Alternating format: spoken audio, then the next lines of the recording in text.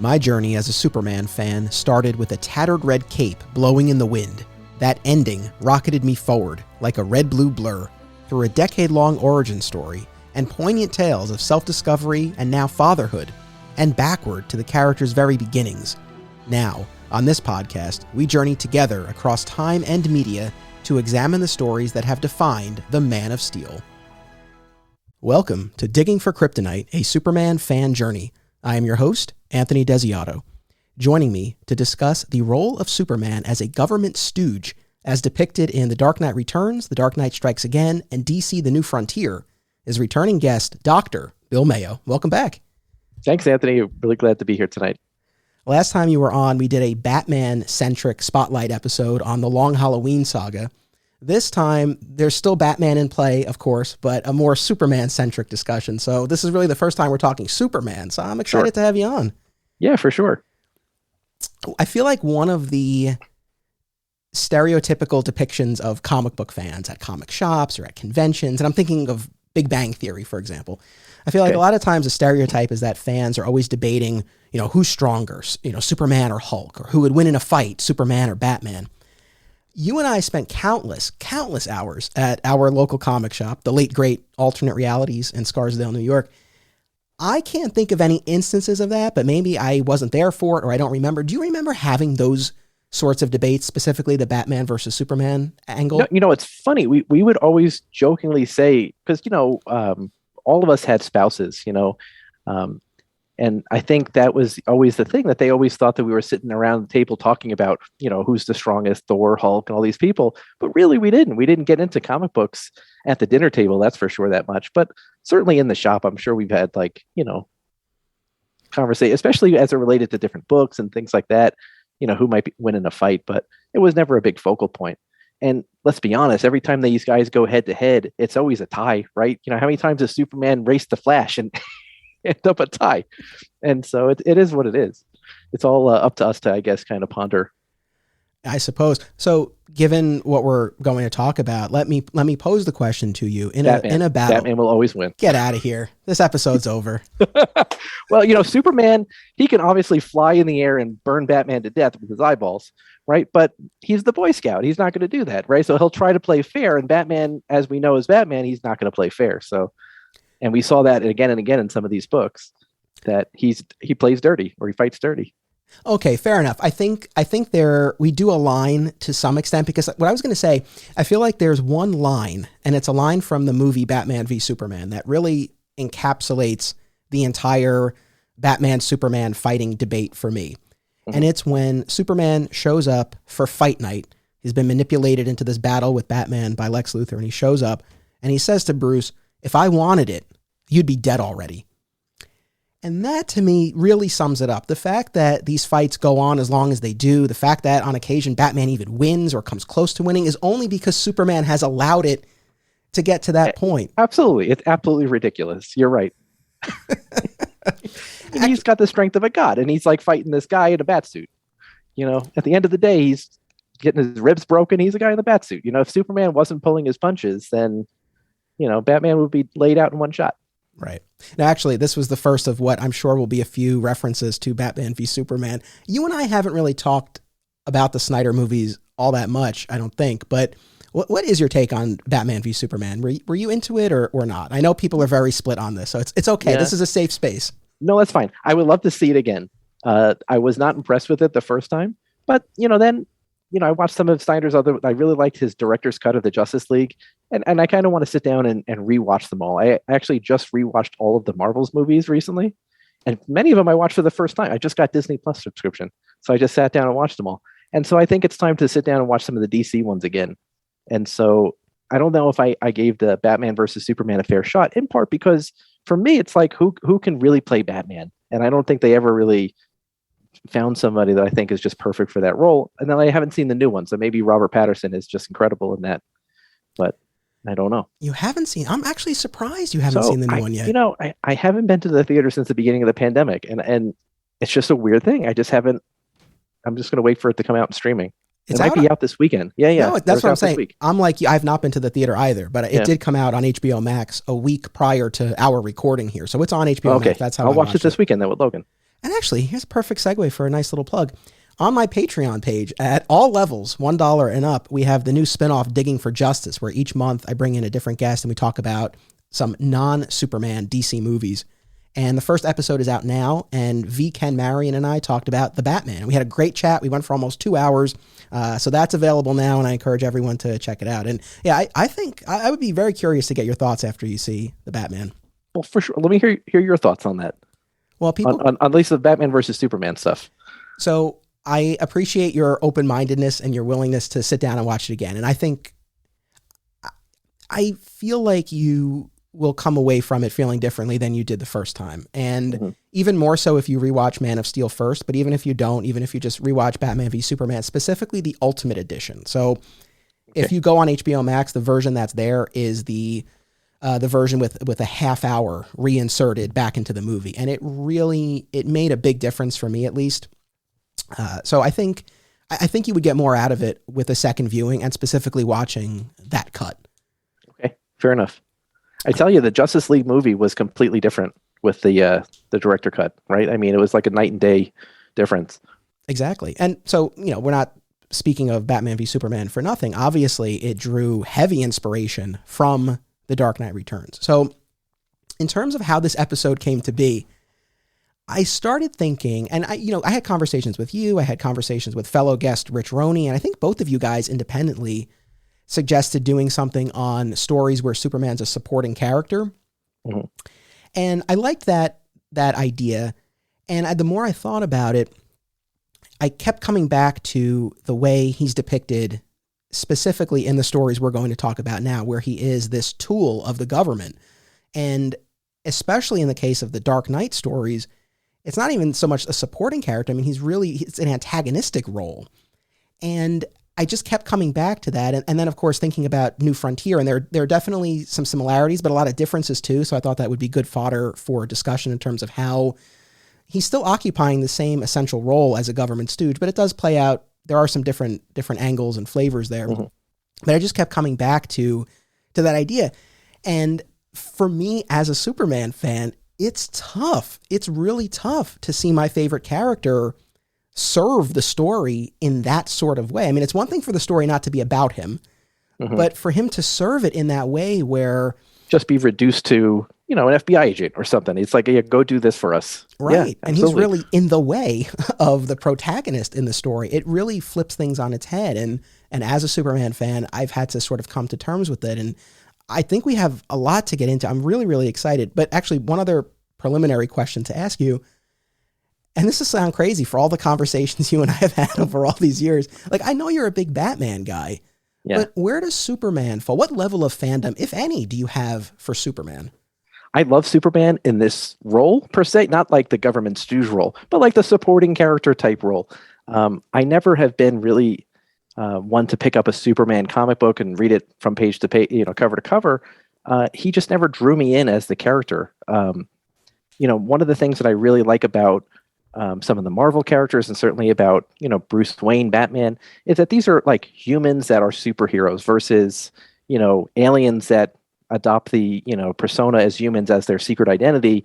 And so Superman as a character and his whole mythos really just never drew me in. Although, I appreciate him for what he is. He's a great superhero. I love him in different roles when he's used as kind of like that Deus Ex Machina. He comes in and he can, like, with those powers, it's pretty important and impressive what he could do. But so I don't want to say he doesn't factor in highly, but he's, if you look at my comic book shelves, there's not a Superman comic on there unless he's in this type of role where he's a supporting character. Cover your ears, I guess. Don't. Sorry. No, but that's one of the reasons why I wanted to have you on, because I know, you do have a different perspective, and you come into this more as a Batman fan. And I love Batman. I've read plenty of Batman comics, so I have nothing against the character, but obviously my heart is with Superman. So yeah, no, for sure. Yeah. Like, this is always a little tough for me, and different levels, right? So it's one thing when we're talking about a book like Batman, Superman, World's Finest, or Superman, Wonder Woman, or Trinity, where he's sharing the stage, but he's still a co-lead and he's still a protagonist. Or even something like Justice League, where it's an ensemble book. So, he's really sharing the spotlight, but it's still serving that same fundamental heroic role in the story. as opposed to something like this, where again it is more of a supporting role, but specifically an antagonistic role, especially in the case of the two Batman stories. So, no, I think that's great that you're coming at it from that point of view. But it's funny too, because many of these stories that I love that Superman is in, he's kind of in this role. So maybe my failing point for enjoying the character has to do with the fact that he's never really portrayed in that that light where it's like, hey, he's like a real superhero that should be given his own sort of. He's always, like I said, he's always this like government stooge where he's like being told what to do, and it's like, well, how do you like this guy? I don't even understand. He's just like, I don't know. I never got into Smallville and shows like that, so I think you developed a love of the character over many years, different types of media that I think I was always kind of like adverse to from the beginning. I hate to say it.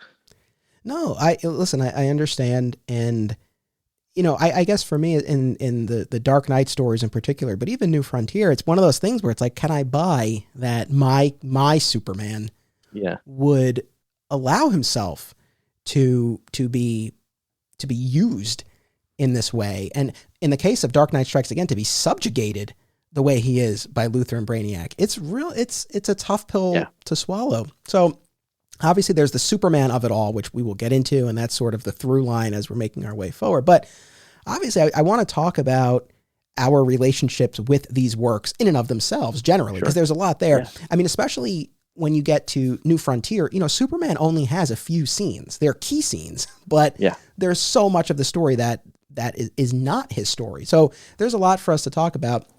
And so kind of on that note, let's start with Frank Miller's Dark Knight Returns and Dark Knight Strikes Again, and just the preliminary question of what role have they played? And I'm sure the answers are different.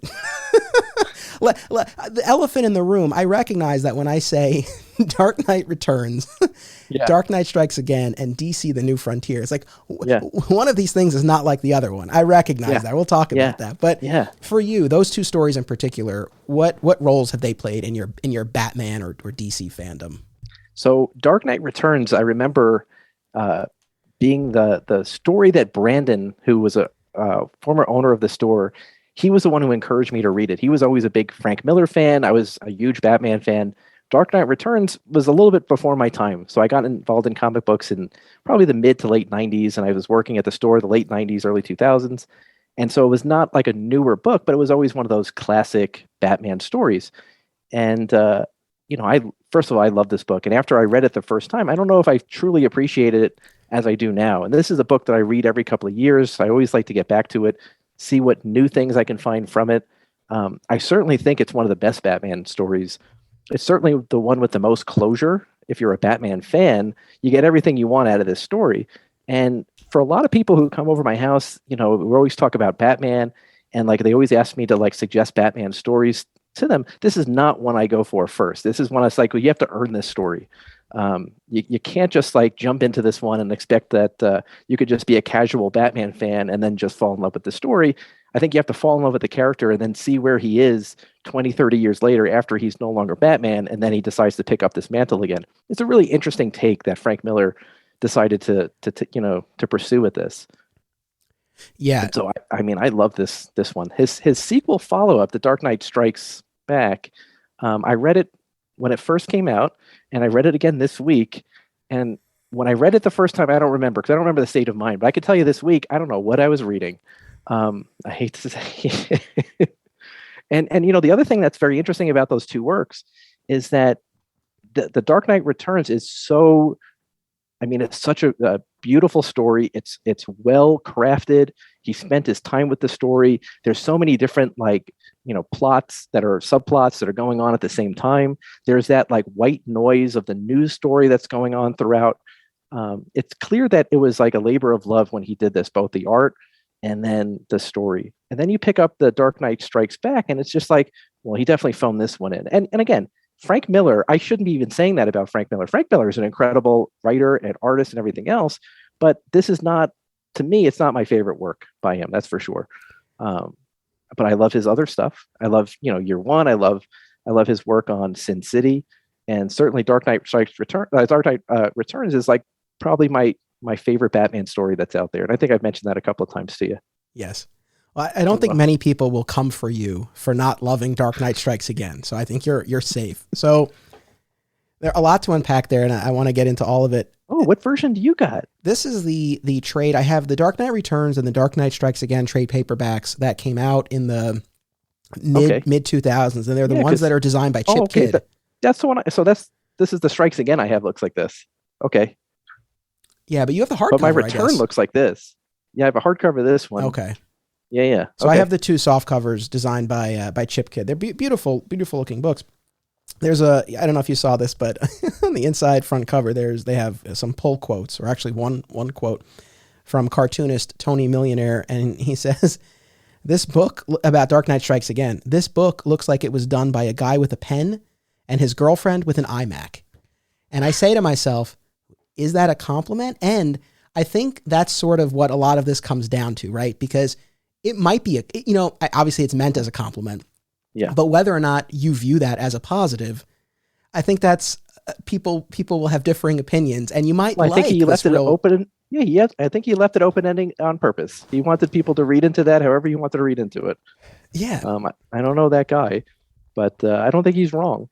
And one of the things that strikes me about this book is that there was so much packed into The Dark Knight Returns, right? It's almost like you can spend all night reading just one of those stories. Because it was too much. I had to put it down, give myself a couple of minutes to breathe, go back to it. It wasn't like you could just sit down and let me just read this Batman book. Whereas a Dark Knight Strikes Back, you could just sit down and read this thing in an afternoon and flip. And many of the pages are completely unnecessary. I mean, there's some scenes where it's like he's just in the Batmobile and it's 3 pages of him just driving down the street or flying in the air. Yeah. And it's unnecessary. He's really padding it out. Or the 4 or 5 splash pages, silent splash pages where Superman and Wonder Woman's lovemaking is rocking the earth. Oh my God. Yeah. It's like the earth moved. It's like, oh man. So, all right, a few things. So number one, with Dark Knight Returns, I think you and I are kind of similar to a point where, obviously I was born after it came out. So this was something I came to later and was one of those things that was recommended probably by someone, at the shop. And it's always been one of those books, kind of like Watchmen, where I've always said that I appreciate it and respect it for what it did for the medium more so than I enjoy it. Until now. Because, unlike you, I don't go back to Dark Knight Returns a lot. I go back to year one a lot more. And even now, I still would probably prefer that to Dark Knight Returns. It's a more accessible story too. Right. Mm-hmm. But... So I obviously sat down and I reread Dark Knight Returns for this episode. And like yourself, I split it up. I think I did it over two nights because there is a lot in there.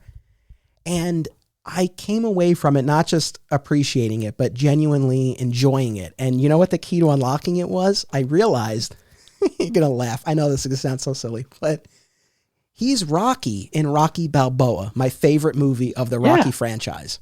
There you go. He's got the stuff in the basement, the beast inside him, and he has to go out the way he's got to get out. When he's in the tank, the Batmobile, and it's just down to him and the mutant leader, and he knows he can just take this guy out from the safety of the tank, but he doesn't know if he can win hand to hand, and that's what he has to.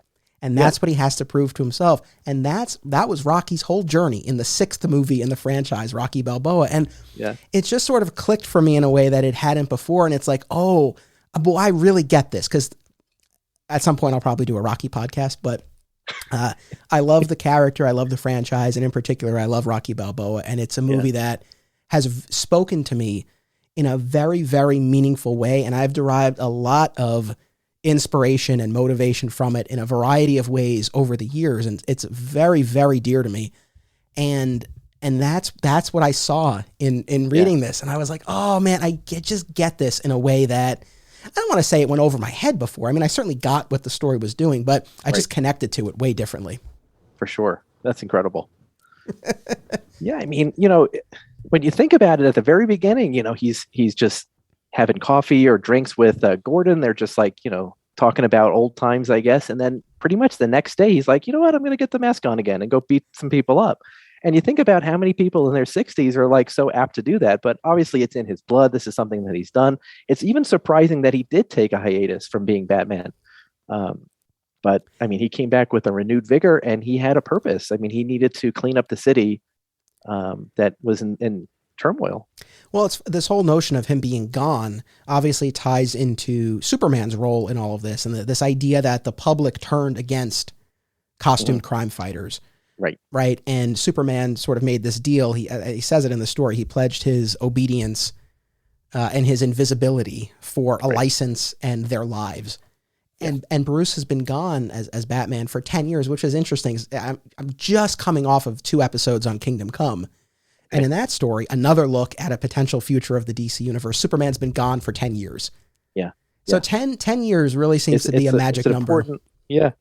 You know, if you're gone for like 8 or 9 years, whatever. But if you're gone for a full decade, it really means a lot. That's you don't exist anymore. Remind me, so I haven't read Kingdom Come in a while. That's the scene where I think Bruce and Diana go out and visit him. He's on the farm and he's like doing farm stuff, and they're like, "Hey, you kind of got to come back." So Diana goes to get him. Yeah. So he's abdicated his responsibilities as Superman. He's at the fortress, but it's programmed to look like a farm. So sort of his two worlds, merging together. And then, yes, he comes back and things go. The scene he comes back, right, is that bar scene, right, where he just like, he goes to the bar and he's like heat vision just takes off all the bottles at the bar or something like that. I haven't read that story in so long, but I always remember that scene was a very powerful scene. It was great. It was really great to to revisit that, and I think that also fed into me wanting to do this episode because looking at Kingdom Come, looking at this again alternate future of the DCU, obviously got me thinking about Dark Knight Returns, and then New Frontier, looking at an alternate past of the DC universe. Right. So it really, really all sort of tied together. But as far as Batman's or Bruce's decision to return, I love that whole sequence where, he catches a little bit of Zorro, the Zorro movie that he saw with his parents on the night they were murdered. And, he's seeing all of these news clips about how the city has gone to hell, right? And he's having these flashes of his parents and he's hearing all of this. And then there's a moment, he runs outside into the rain, and then the bat comes through the window. Now, did you take that literally or figuratively? Do we think there was literally a bat there? That there was a return of a bat like there was in the beginning when he became Batman? Yeah. I mean, I don't know, because it's just like the image of the bat face, right? Yeah. And so it's hard to say. I think that was all like kind of internal. Like that's, the bat that's inside him. Because you see that bat a couple of times throughout the story kind of just appear in his head. But I love that idea, whether it was actually there or not, this idea that, right, just as when he started, this vision of a bat. It's a calling, right? Yeah, exactly. Yeah, and he can't. He knew it was the right time. And again, the Zorro imagery or the revisiting the Zorro, we saw it here, and then we also saw it in the Dark Knight Strikes Back, where he gives Luthor the Z on his head, which I thought was so great.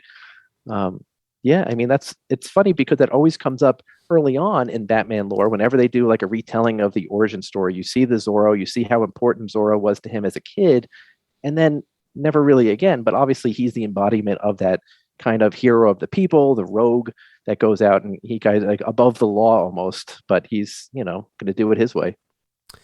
You mentioned that there's a lot of closure. This was actually one of the questions that I wanted to ask you, as I've been wrestling with this myself. Like, obviously we know that there were sequels to The Dark Knight Returns. They did Dark Knight Strikes Again.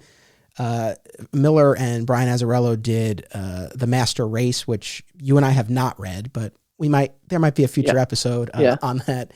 And Miller has said that he plans a 4th concluding chapter. Get out. It's one of those things that I'll believe it when I see it. All right. But in any event, Dark Knight Returns wasn't the end of the story.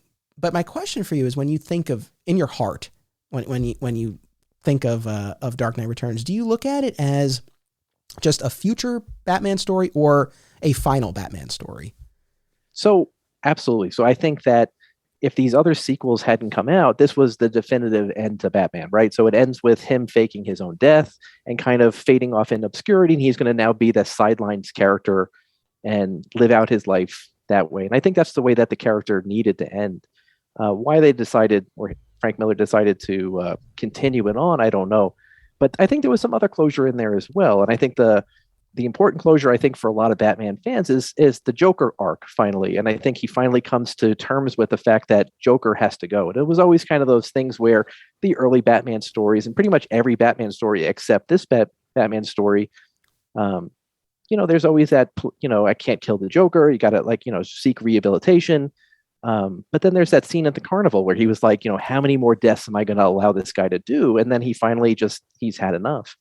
and he kills him. I mean, how many Batman stories end like that? I mean, I think Year One potentially can end like that. I don't know how you, not Year One, Killing Joke, can potentially end with the Batman killing Joker. You never really know. I think it says crack at the end when he strangles him, but this one is pretty definitive. I mean, he kills the Joker. Well, he starts to kill him, and then Joker finishes laughing, the job. Right? Well, he twists his neck he twists his own neck. Is that how it happens at the end? The rest of the way, yeah. But Bruce got him most of the way there. The Killing Joke. Have you ever heard Grant Morrison on Kevin Smith's podcast talking about The Killing Joke? No, not at all. It's great. I've probably mentioned it on another podcast. No, so I don't remember. I won't belabor the point, but he just goes into this. Morrison goes by they, so they go into this whole thing about how Batman kills the Joker, and Kevin Smith is like, "Wait, what are you talking about?" And Morrison's like, "Yeah, like that's the I won't attempt the accent, but he's like, that's the joke, like that's the Killing Joke." And Batman puts his hands around Joker's neck, and then we sort of pull away, and the laughter stops. Right. And we know obviously there were more Batman Joker stories, but in the context of that individual story, Morrison's argument was that was the intent of the story, was that Batman killed the Joker. So right. So I'm with you. I mean, whether or not there should be sequels to The Dark Knight Returns, debatable. Whether there should be sequels, debatable. Whether the sequels we got were worth it, also debatable. Yeah. But I'm with you. I really like Dark Knight Returns as an ending for the character. Like you said, it really closes that loop with the Batman Joker story, the most central conflict as far as the villains go. Yeah, absolutely. And it was either in this one or is it in The Dark Knight Strikes Back? I think it was Superman's monologue where it was like it was always going to be me and you in the end anyway. It was going to be, and it was the end of that story arc too. Superman essentially, for everybody who wasn't in on it, he killed or Batman died in that fight. And I think that again was an important end to that kind of arc as well. Like who's going to outlive each other, Batman or Superman? And again, for decades, this was definitive, right? This would have been the last story until he decided to pick it back up and kind of write a sequel that I think was unnecessary.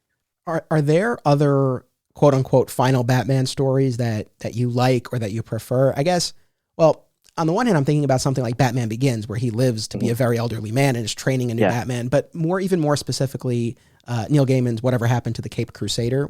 Are you a fan of that? No, I don't know that story offhand.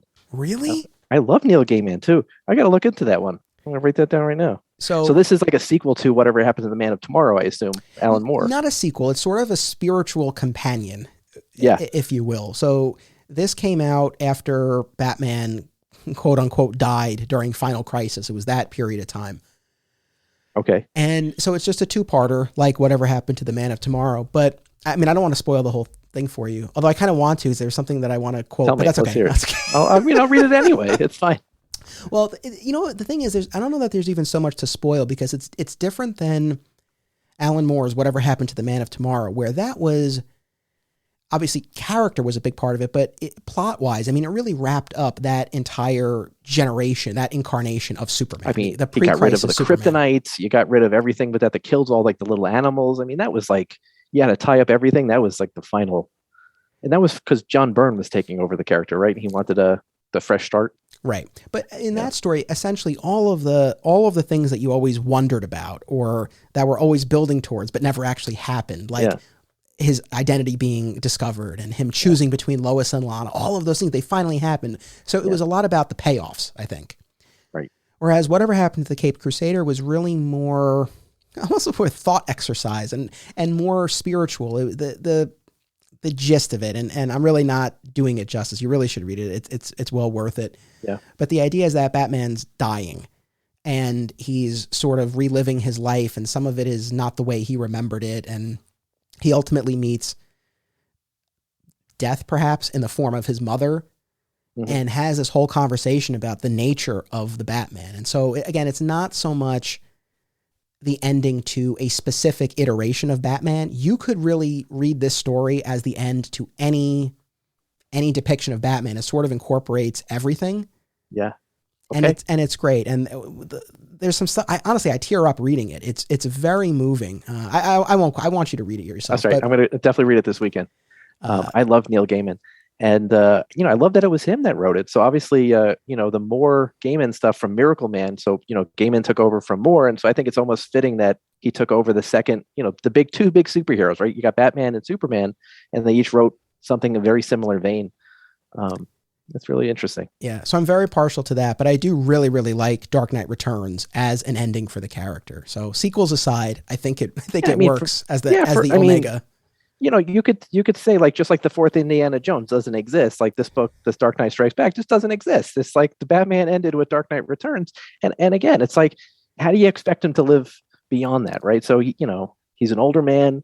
He was brutally beaten by both that mutant leader, by Superman. I mean, realistically, let's be honest. Like, Alfred, can he really? Alfred died right at the end of this thing too. It's like, who's going to repair this guy? The guy's broken man. So I think, again, it was like a fitting end that it all kind of ended. It was beautifully wrapped up, and that was it. You got the final scene with him kind of on the ground with the remnants of the mutants, with Carrie, the Batgirl. Robin, and she's kind of like taken over. She's like, they're like plotting what's next. Right. This movement that he started, now he's going to train the next generation. Let's take a quick commercial break, and then we will continue unpacking all of this. We'll be right back. Acme Comics is a locally owned and operated full-service comic book store in Greensboro, North Carolina, for people of all ages and walks of life. Since 1983, this 9-time Eisner Award nominee uses their collective knowledge and resources to connect you with the best material available. They pride themselves on their significant contemporary and vintage back issue selection. Mail order subscriptions to new releases are available, and all offerings are available to anyone, anywhere, via mail order. Follow Acme on social media and eBay, listen to the Acme Cast on all podcast services, and visit acmecomics.com for much more.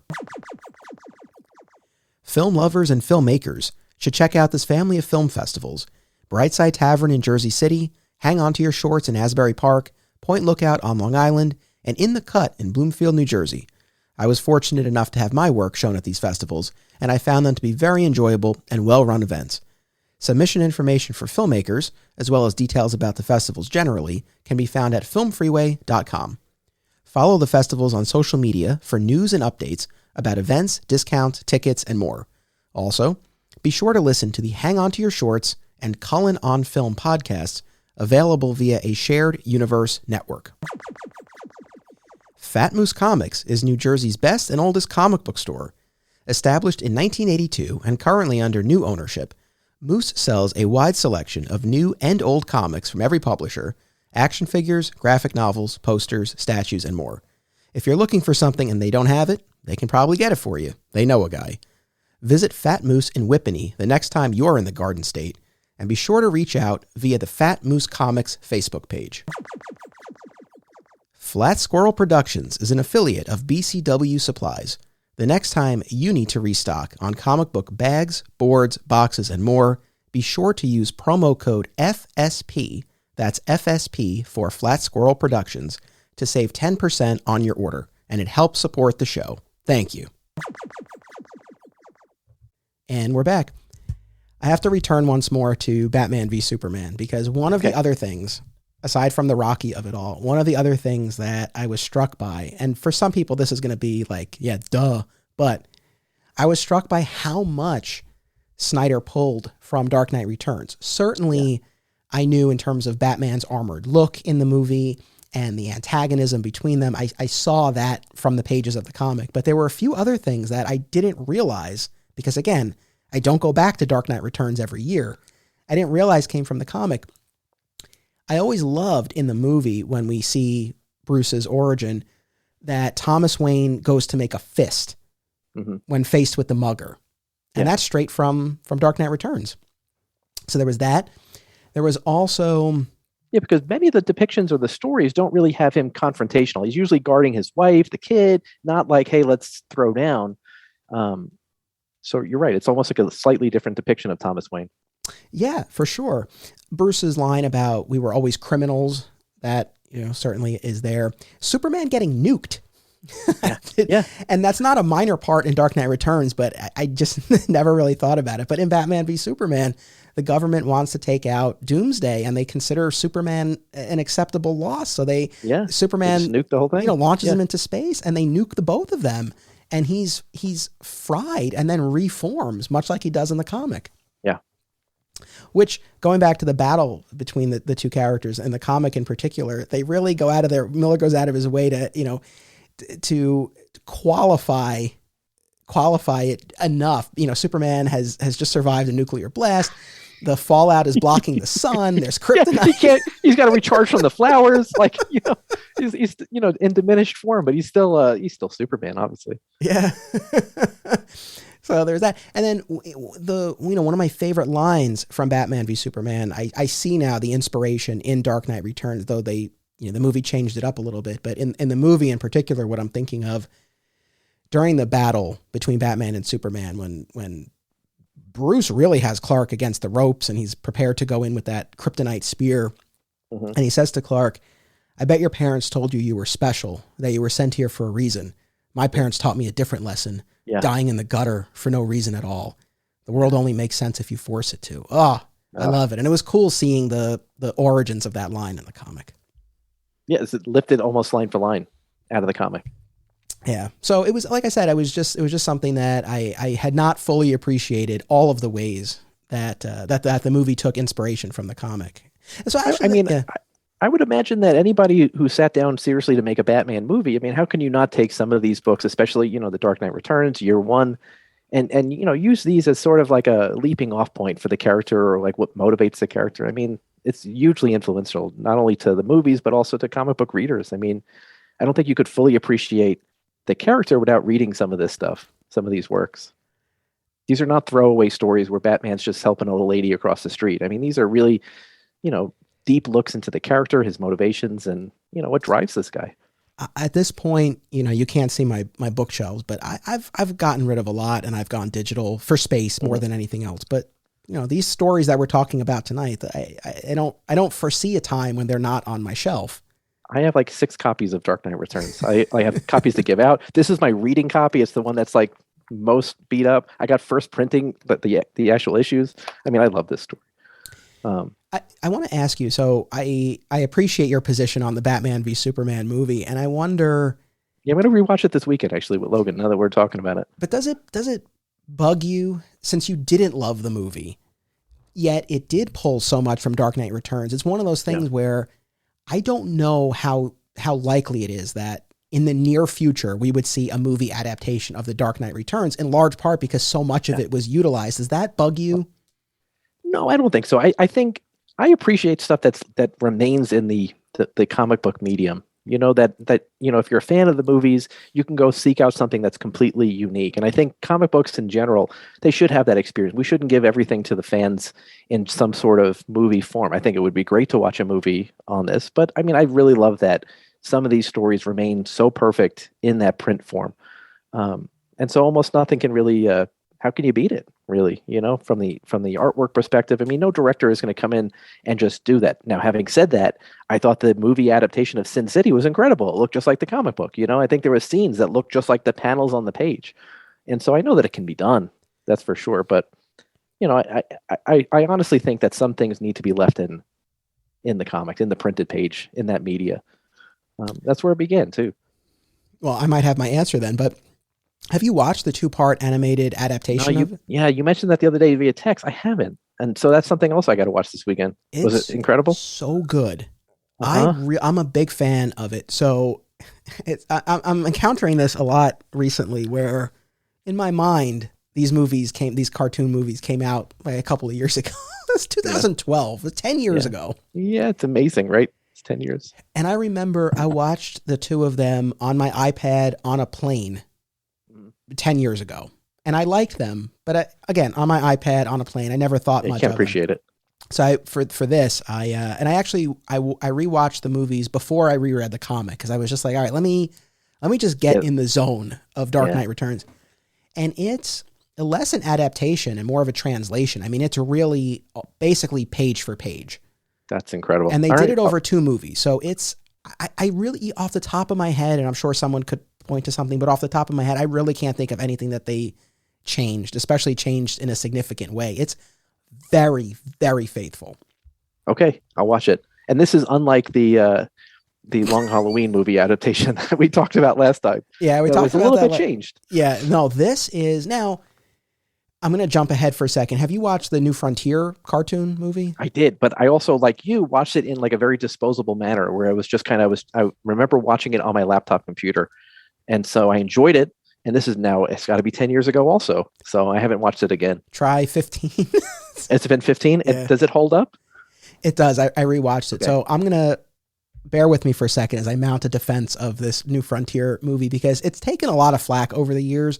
Okay. And the main criticism of it is that it's too short. It's 75 minutes. They cut out a significant portion of material. That entire opening sequence with the losers on Dinosaur Island, gone. Oh, okay. Most of the challenges of the unknown stuff, gone. However, and this is what I'm saying with the Dark Knight stuff, that really was a translation. They did it over 2 movies. They had the time and they did it very faithfully. For better or worse, and arguably, look, at the end of the day, if they could have done New Frontier over 2 movies, would I have preferred that? Sure. But at the time, the parameters were 75 minutes. So in that context, I think they did a really good job of adapting it and keeping the heart of the story while jettisoning a lot of the I don't want to say extraneous material, but New Frontier, and we'll get more into it shortly, is this sprawling tapestry. Oh, it's a huge canvas.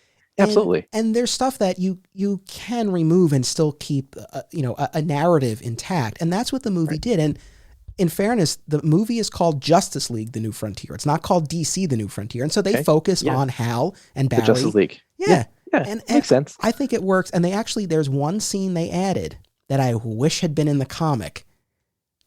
I'll just get into it. I don't remember it now. I don't want to forget later. So in the movie, essentially, in the comic, the conversation between Superman and Wonder Woman above Paradise Island, where she says, we need a leader. Yeah. In the movie, they essentially give that speech to Lois. So Superman and Lois are on the rooftop of the Daily Planet, and she expresses the same thing about we need a hero.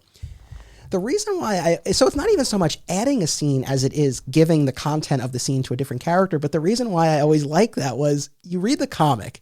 Yeah. And Superman and Wonder Woman, there's a lot of tension. There are a lot of intimate moments.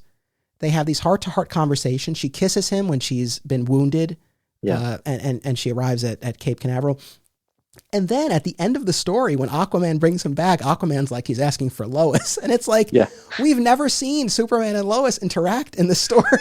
Yeah, I mean, like the early scene, right? When you finally meet Lois the first time, I think she's on the arm of Bruce Wayne, right? Isn't she like with Bruce? And that's So, yeah.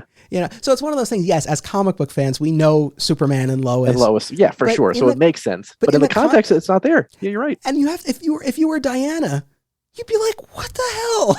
Yeah. Well, I will say this. Most Hollywood, they have better continuity checkers. And so somebody must have said, hey, I think there's a problem here. Yeah, I really do think that was a good call. But at the end of the day, I really will defend that New Frontier animated movie. I think within the confines that I remember enjoying it. Absolutely. It really did a good job. So, in any event, there's that. But I do recommend for you that 2-part Dark Knight Returns. And Peter Weller, RoboCop, does the voice of Batman.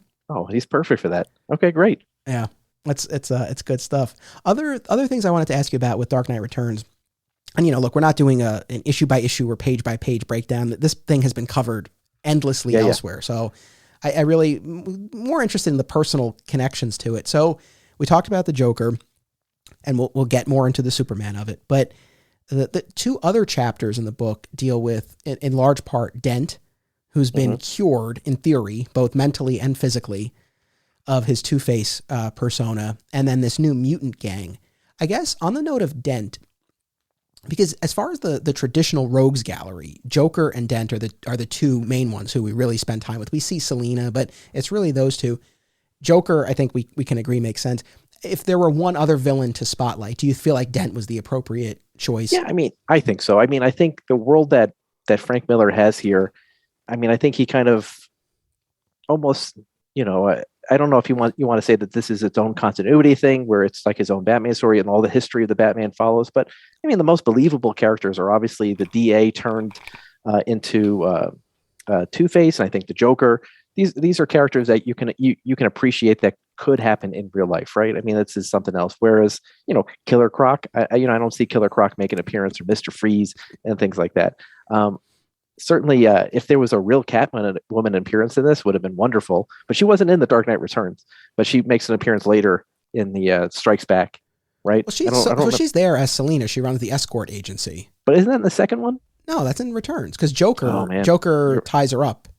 Oh, that's right. Yeah, that's right. Oh, that's right. And she's like, he's even worse than ever. You're right. You're absolutely right. I'm sorry. That's okay. I'm getting them both confused. Okay. Jesus. But if she made an appearance as Catwoman, it would be incredible. But I don't know. Is there somebody that you think that should have been? The Mutant Gang was a little strange, right? But you had to think about it's been 10 years. Things have changed. It's now a different gang running the streets. And I think that was important to highlight that there's always going to be a new threat. Yeah, that's what I was going to ask you. And I agree. It's one of those things where we have limited real estate here and we're spending a good bit of it on this new threat. But I think for all the reasons you just said, it's worth it to do. So I like that a lot. And it also feeds into the continuation after he steps down as Batman, who's going to take over. And I think that was an important thing to kind of build in this rogues gallery of these mutants that now have fallen under his leadership. Right. They're a little rough around the edges at first, but I think that, certainly in The Dark Knight Strikes Back, they shows that he has them now dressed up as little Batman with weird bat ears, and fighting crime. You keep calling it Strikes Back. It Strikes Again. Strikes Again. I'm sorry. Yeah, well, it's not striking anywhere on my list. I want to share this. You'll appreciate this as far as Dark Knight Strikes Again. And don't worry, we're going to get more into the Superman of it all. We're getting there. This is one of my favorite types of episodes where I feel like there's so much to cover and we only have limited time. And it's but I love it. It's for me, I don't know how the audience feels, but it's very exciting. I love it. I reached out to Brandon Montclair. Oh yeah. So like you said, how's Brandon doing? Brandon we didn't make much small talk. We really got right into it, but I did. I said, I hope all is well. So Brandon, like you said, was one of the owners of our old shop, Alternate Realities. We met him through Alternate Realities. And then he went on to have this career as a comic book editor and writer. He's done Moon Girl and Devil Dinosaur and Rocket Girl and a bunch of other stuff. And we've kept in touch with him. And I remember, so I want to shift to Dark Knight Strikes Again for a second. And I think, would I go so far as to really mount a passionate defense of it? No, but it was better than I remembered. But I do think there's a way that you sort of have to approach it in order to get something out of it. But this came out, the 3 issues, they were very delayed, but I remember they came out between the end of 2001 and summer 2002. The 3 issues came out. So when the first issue came out, I was shopping at Alternate Realities, but not yet working there. I was a freshman in high school. I had probably read Dark Knight Returns not that long ago. Mm-hmm. And I just remember being very excited for it. I think everyone was very excited for it. There were a lot of expectations about it. And I even went to Midtown Comics, did a signing with Frank Miller, and my mom took me there, and I went and I met him, and I was like, I love your Daredevil. I had just read his Daredevil. I was like, I love your Daredevil run. And I got, I still have the Dark Knight Strikes Again #1 that he signed. And by the time issues 2 and 3 came out, especially #3, I was working at Alternate Realities. I remember unpacking and counting Dark Knight Strikes Again #3. So there's that little bit of personal connection where I have, that just sort of conjures those memories for me. Yeah. But I remember, and I know you do too, I remember poor Brandon speaking so highly of Dark Knight Strikes Again. Yeah. And everyone just dumping on it. Well, I think a lot of people at the time, it's like, well, you just don't get it. Yeah. I think that was part of it. And it's like, well, I don't know. Explain it. And then it's really hard to get it. There's the obvious plot. Then there's a lot of unnecessary stuff in there. And I guess I just don't get it at the end of the day. I hate to say it. This is a book that I just don't get. And I love jazz, right? So my favorite kind of music is jazz. I listen to a lot of 50s and 60s jazz. I listen to a lot of free jazz. And people listen to the stuff I listen to and they're like, well, it sounds like 2 seagulls fighting each other, and I guess they don't get it, right? But I guess for some reason I can get into it. I can really enjoy it and appreciate it. And I guess it's with this comic book, I think people can really appreciate it for something that it is. And then there's people like me that I just don't get it. I just haven't wrapped my head around it. Maybe I haven't read it enough times. I just don't know what it is about this book. But I think part of it is that it's hard for me to engage it with, I'm a huge fan of the art, of art in comics. And I think the art really distracts from it. The coloring, it's just not really where it should be. It looks like you said it was colored on an iMac computer, and there's like really no shading. It's just like monotone red here, blue. And so it's really kind of an ugly comic, hard to engage. And then the depictions of things, right? So the Dark Knight Returns, you had like that, the white noise of the news reporters throughout. And I thought that was right. You can read it. There's a lot of like subplots, and there's great content there if you sit down and read it. But with this one, I felt like towards the second book or the third book with the sex girls or whatever they were calling themselves, this just became like, I just got to skip this page. It's like, I don't even know what you're saying. And so it's a kind of book where, I'm not used to just like looking at the pictures and kind of bypassing the story. This is a Frank Miller story. Don't get me wrong. I just like, I'm not pulled in the way that some of his other works do. Daredevil, like you said, I could read Daredevil, Frank Miller Daredevil with the ninjas and Elektra. You can read that all day. But this, for whatever reason, maybe the characters he chose, the story he chose, I don't know. It just didn't seem believable to me.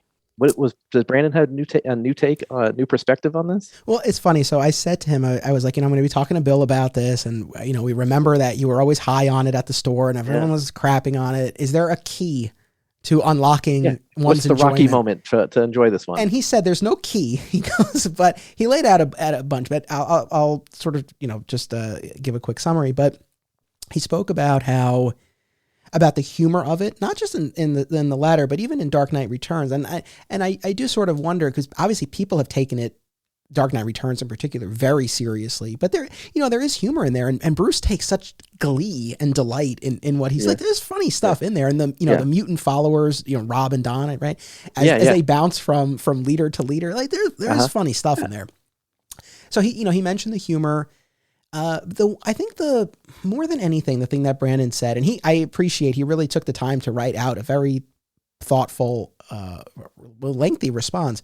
But I think the big takeaway for me was Miller's ability to immerse you in a world. And I guess, you might like it or you might not, but you really are pulled in.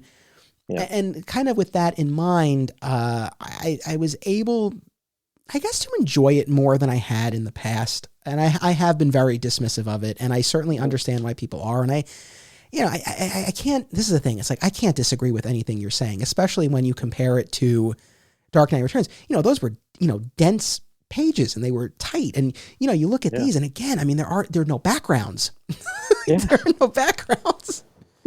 And it's a very breezy read, especially compared to the first. And that was one of Brandon's other points, was that, Miller wasn't setting out to do, title aside, right? He wasn't setting out to do the Dark Knight Returns 2. He really wanted to do something completely different.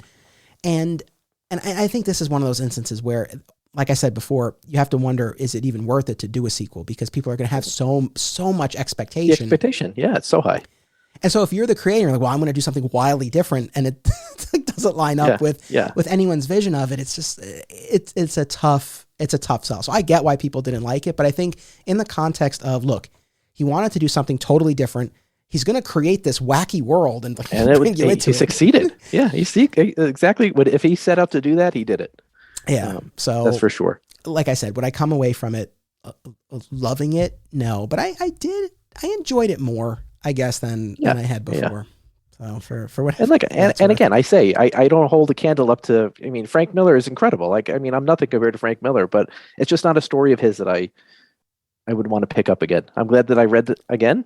I don't know if I'll probably flip through it every now and again, like I do whenever the book on my shelf to see if I want to read something. But, as I flip through it now, it's just like, oh man. And it's, the one thing that I don't know the answer. I can't know the answer to this, but the art, like we said, is very, I don't know how everyone to describe, rough, certainly, I think is a fair word to describe it. And I don't know how much of that was he didn't have Klaus Janson inking him, how much of it was he was experimenting with the new style, how much of it was a decade and a half had passed and he wasn't where he was before. I don't know how much of it was, I'm falling behind and DC needs this book and Yeah. this is what, like, I really don't know. Could be any number of things. Yeah. It could be any of those things. So if it was a choice, then it's like, well, okay, fair enough. But if it was one of those other factors, then if it's more a matter of just not executing it to the level that he wanted it to be, that's something else. Yeah, I mean, I wondered. So when I was rereading this, I even said to myself, I said, I wonder if the art was a little different. How much more I would be, involved or engaged in reading this. And I think the art goes a long way with I mean, obviously, it's an art media, right? And so for me, I think if the art was different, maybe if it was that similar 1980s style, you might have a different opinion of this book. And it's sad to think that you can look at this book and divorce it story from the art, but it's in this case it's hard with this art. I hate to say it. This certainly was never adapted, but I was saying to myself, I think it would be very hard of a story to adapt. It's very disjointed at some points. I think there's a path forward. If anyone at Warner Brothers Animation wants to talk, I feel like no, you got the answer. I don't know that I have the answer, but I think there's something here. I know this wouldn't be like Dark Knight Returns where they were able to translate it beat for beat. It would need to be something different. But I think that there is a way to sort of maybe give a little bit more structure to it. And again, I think so much of people's disappointment with this does stem from the art and the way it was presented. So I think if you remove that element and sort of animate it the way the first one was animated, maybe with a little different coloring, because I think, for better or worse, this does have a very different, distinct visual look to it. Yeah. So I think to whatever extent that could be emulated, maybe in the coloring of an animated movie, fine. But I think generally, if it's a more traditional Frank Miller-esque, art style on screen with maybe a little bit more structure to, I think there's a path to a good movie.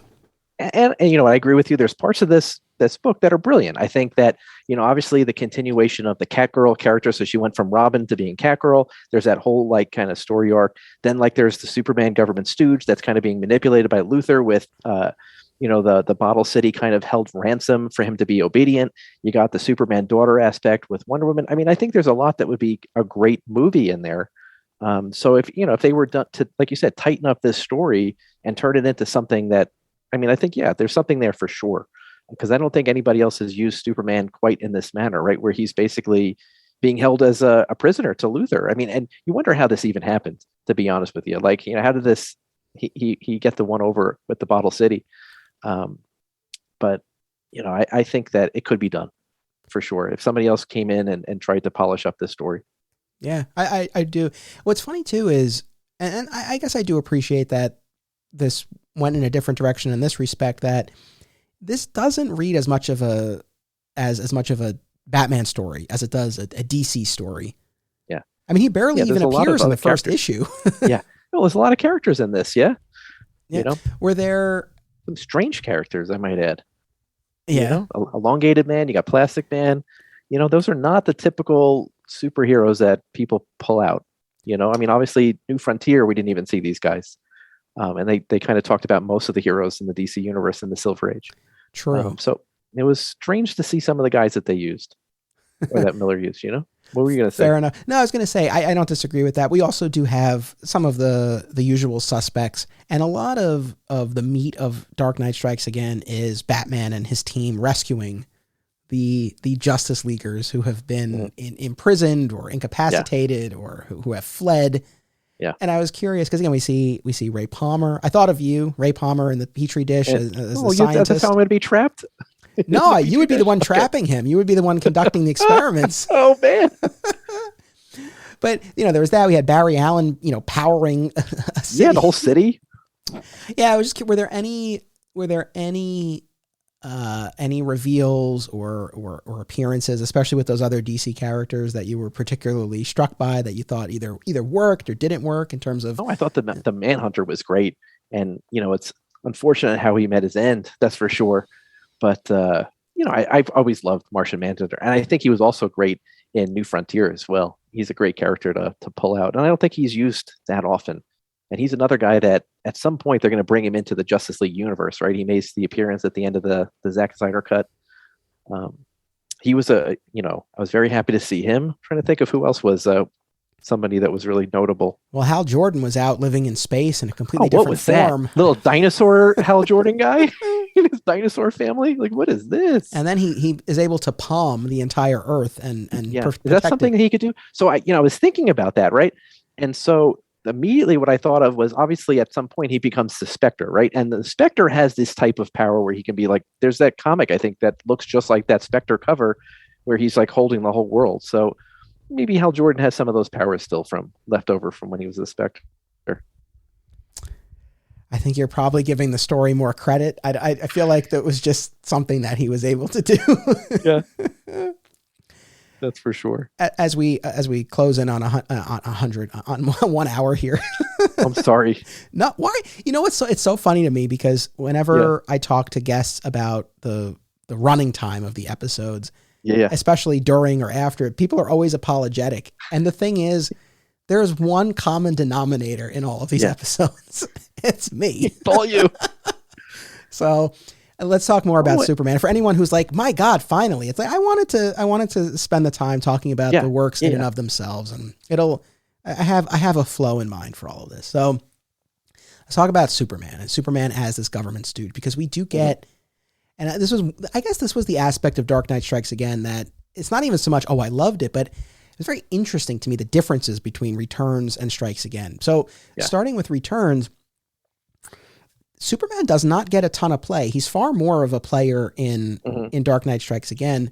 The first time he appears in Dark Knight Returns, we don't even see him. We just see... such a great introduction to him. It's like that faster than a speeding bullet or whatever. It's like, and he stops a locomotive, and it's revealed in the news story that he's making the appearance. And then even when he like makes the appearance, Bruce is during that at the bodega, and he's like, not now, I'm busy. You don't even see Superman in that panel until like the next couple of pages, but it's Superman, obviously. But you're right, it's not a normal Superman, like heroic, like I'm here with my hands on my hips coming in. Right. Well, it is, I guess, when he gets to the stables with Bruce. Yeah, he does. He's kind of like that. No, I was even thinking about even before that subway scene when he's getting his marching orders from Reagan. Oh yeah. Where you really just see like the colors of his costume and Reagan's telling him what to do and calling him a good boy. Yeah. Very, very patronizing. Well, and so, you wonder, so you're talking about, this is not the typical depiction of Superman. And so you wonder like what he's doing. And if this is his role, as depicted in the comic, what does he do with the other part of the time? Is he sitting at the White House waiting for the next job? Is he still the same guy who's off fighting crime in Metropolis? I mean, what does he do besides just like whatever he's being ordered to do? It's hard to know when you only see him in this light. Yeah, it's tough. There's so much at play here. And, one of the things I guess that colors this in a very particular way is how negatively Reagan is depicted here. Yeah. Because what? Well, I was going to say, this is during the Reagan era or right afterwards, right? And so, I mean, it's clearly where the politics of Frank Miller lie. That's for sure. Right. And on that note, and without even necessarily getting political myself, I will just say that in all of these stories, this idea of the government, not having people's best interest at heart, of really not being able to trust them, of how they manipulate, that resonates with me a lot more now after the recent years that we have lived through than it did when I first read these as a kid. So that aspect of it definitely, again, strikes me in a more meaningful way than it did before. Right. This was an outlet, so for him to talk a little bit about his politics, what was going on at the time. And like you said, we definitely saw some of that and, the outrage over the last kind of administration, for sure. When they're at the stables and he's wearing you see a bit of his chest. His shirt open. The white shirt. What do you think of that look? It's an interesting look. It's a nice look. I mean, it's Clark Kent on the weekend look. He's out to mingle. Yeah. But again, we don't see a lot of him. He gets his orders from Reagan. He has this outdoor scene as Clark, it's between Clark and Bruce, where he is trying to get Bruce to back down. Bruce has now re-entered the arena as Batman, and he's making noise. He's starting this movement, And the government doesn't want that. And Right. Clark says sooner or later, someone with authority is going to bring me to ask me to bring you me. in. And Yeah. Batman's like, well, no one can make you do anything. Yeah. And then he gets pulled away. And we get a little bit more insight through Superman's inner monologue, right? As he's in Corto Maltese and he's dealing with this U.S.-Soviet tension. Right. Yeah. And he's like in the monologue, he's like, why aren't you just playing ball? Kind of thing, like I am almost. And it's sad to see that that's what Superman is reduced to in this story, that he's just, he's the patsy. He's just like, he'll do whatever he's told. And why isn't, Bruce falling in line? And it's sad to see Superman like that, because again, I mean, I don't know too many Superman stories, but you don't think of him typically as this guy who just is, fighting crime because he's being asked to fight crime. He's, it's that altruistic, like, hey, truth, justice, and the American way, I'm fighting for good. But it doesn't seem that way here. It seems like, you're our attack dog. You got to stop this war. You got to do this. You got to do that, and that's what he's being used for. Right, and we get in that debriefing with Reagan. I think we get this notion that Superman is not used for domestic events, right? That he's this international operative, and Superman says a couple of things when he's in Corto Maltese through the narration about the envy of the people. And then the line that really stood out was, we must not remind them that giants walk the earth. Yeah. All right. This idea that the public so turned on the heroes, and that Superman's path forward, his way to save people, both within his community and also in the world at large, was to broker this deal where he's not going to. So to your point, no, I don't think he's really, unless he's really doing it on the sly, I don't think he's fighting crime in Metropolis the way he was. I think it's really, he is deployed overseas to further the agenda, the international agenda of the government. And that's really it, which is very similar to what we see, a lot of parallels in that respect with what we see in New Frontier. Oh, absolutely. And again, as a Superman fan, man, a lot of this is really, really tough, but I can appreciate when Superman says, something to the effect of like, well, why can't you go along with this? Why can't you compromise? I've taken the hit for us. Yeah. And you're messing it up. At the same time, Bruce has this line about how Clark sold them out and gave them the power. And there is sort of that aspect of, if you really didn't want to go, we don't know everything that led to that moment, so it's hard to say, but it is one of those things where it's like, well, with the power that you have, if you wanted to exert your will in a way to prevent this from happening, probably you could have, but it would have meant going up against what you've been raised to believe in. He's a farm boy, right? And he was raised by his Pa Kent. And I think he has a certain set of moral values. And I think part of it is, this obedience, right, to the country and to, and I think a lot of that comes into play there with him kind of falling in line and becoming just kind of this strong arm of America. Sad to say that could be like an outcome for this character, but, this is not how he's always depicted. That's for sure. But, in the world where, the superheroes are kind of turned into criminals and outlaws and vigilantes, this is an appropriate role, I think, for Superman. He would be the face of the superheroes, trying to maintain, protect his friends and protect society. And this is how he probably figures out the best balance to that, or with is just by being the stooge. I love that word stooge that we're calling him. The government's, I keep coming back to that. And metatextually, it's interesting because this comic, right, Dark Knight Returns, was doing something very different than what traditional mainstream superhero comics were doing at the time.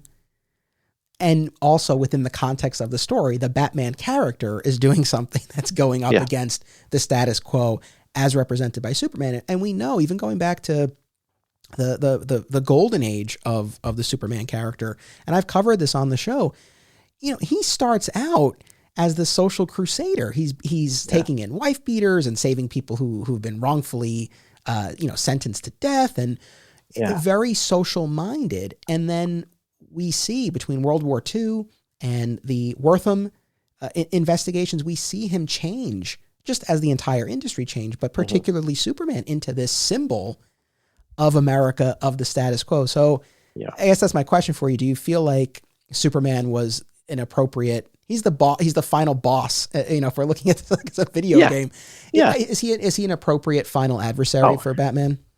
Absolutely. I mean, who else could it be? Yeah. Well, but I guess so. I know I kind of laid out reasons why it makes sense for it to be Superman, but at the same time, it's not like it's so funny because I feel like now when we think of Batman and Superman, at best we think of them as somewhat uneasy allies who respect each other but have differences. But or you think of them as really opponents and adversaries, and I think informed in large part by this. But prior to this, to the best of my knowledge, I mean that's typically not how their relationship was. So I feel like this. I mean, are you aware? Like, I feel like this was a big departure in terms of how they were depicted against each other. I mean, I don't think there was many stories, right? I mean, there was the world's finest. I mean, They were the superhero team. I think that this comes, in the 80s. You think about how Batman and Superman were depicted in other comics and other media in the 80s. This was a huge departure for that character. That's for sure, both Superman and Batman. And I think it was important to see the different aspects of both of them.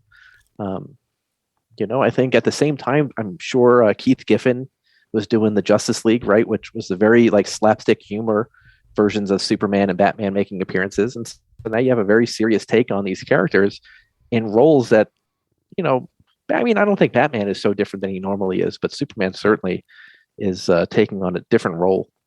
And you're right, he's an adversary in this more than anything else.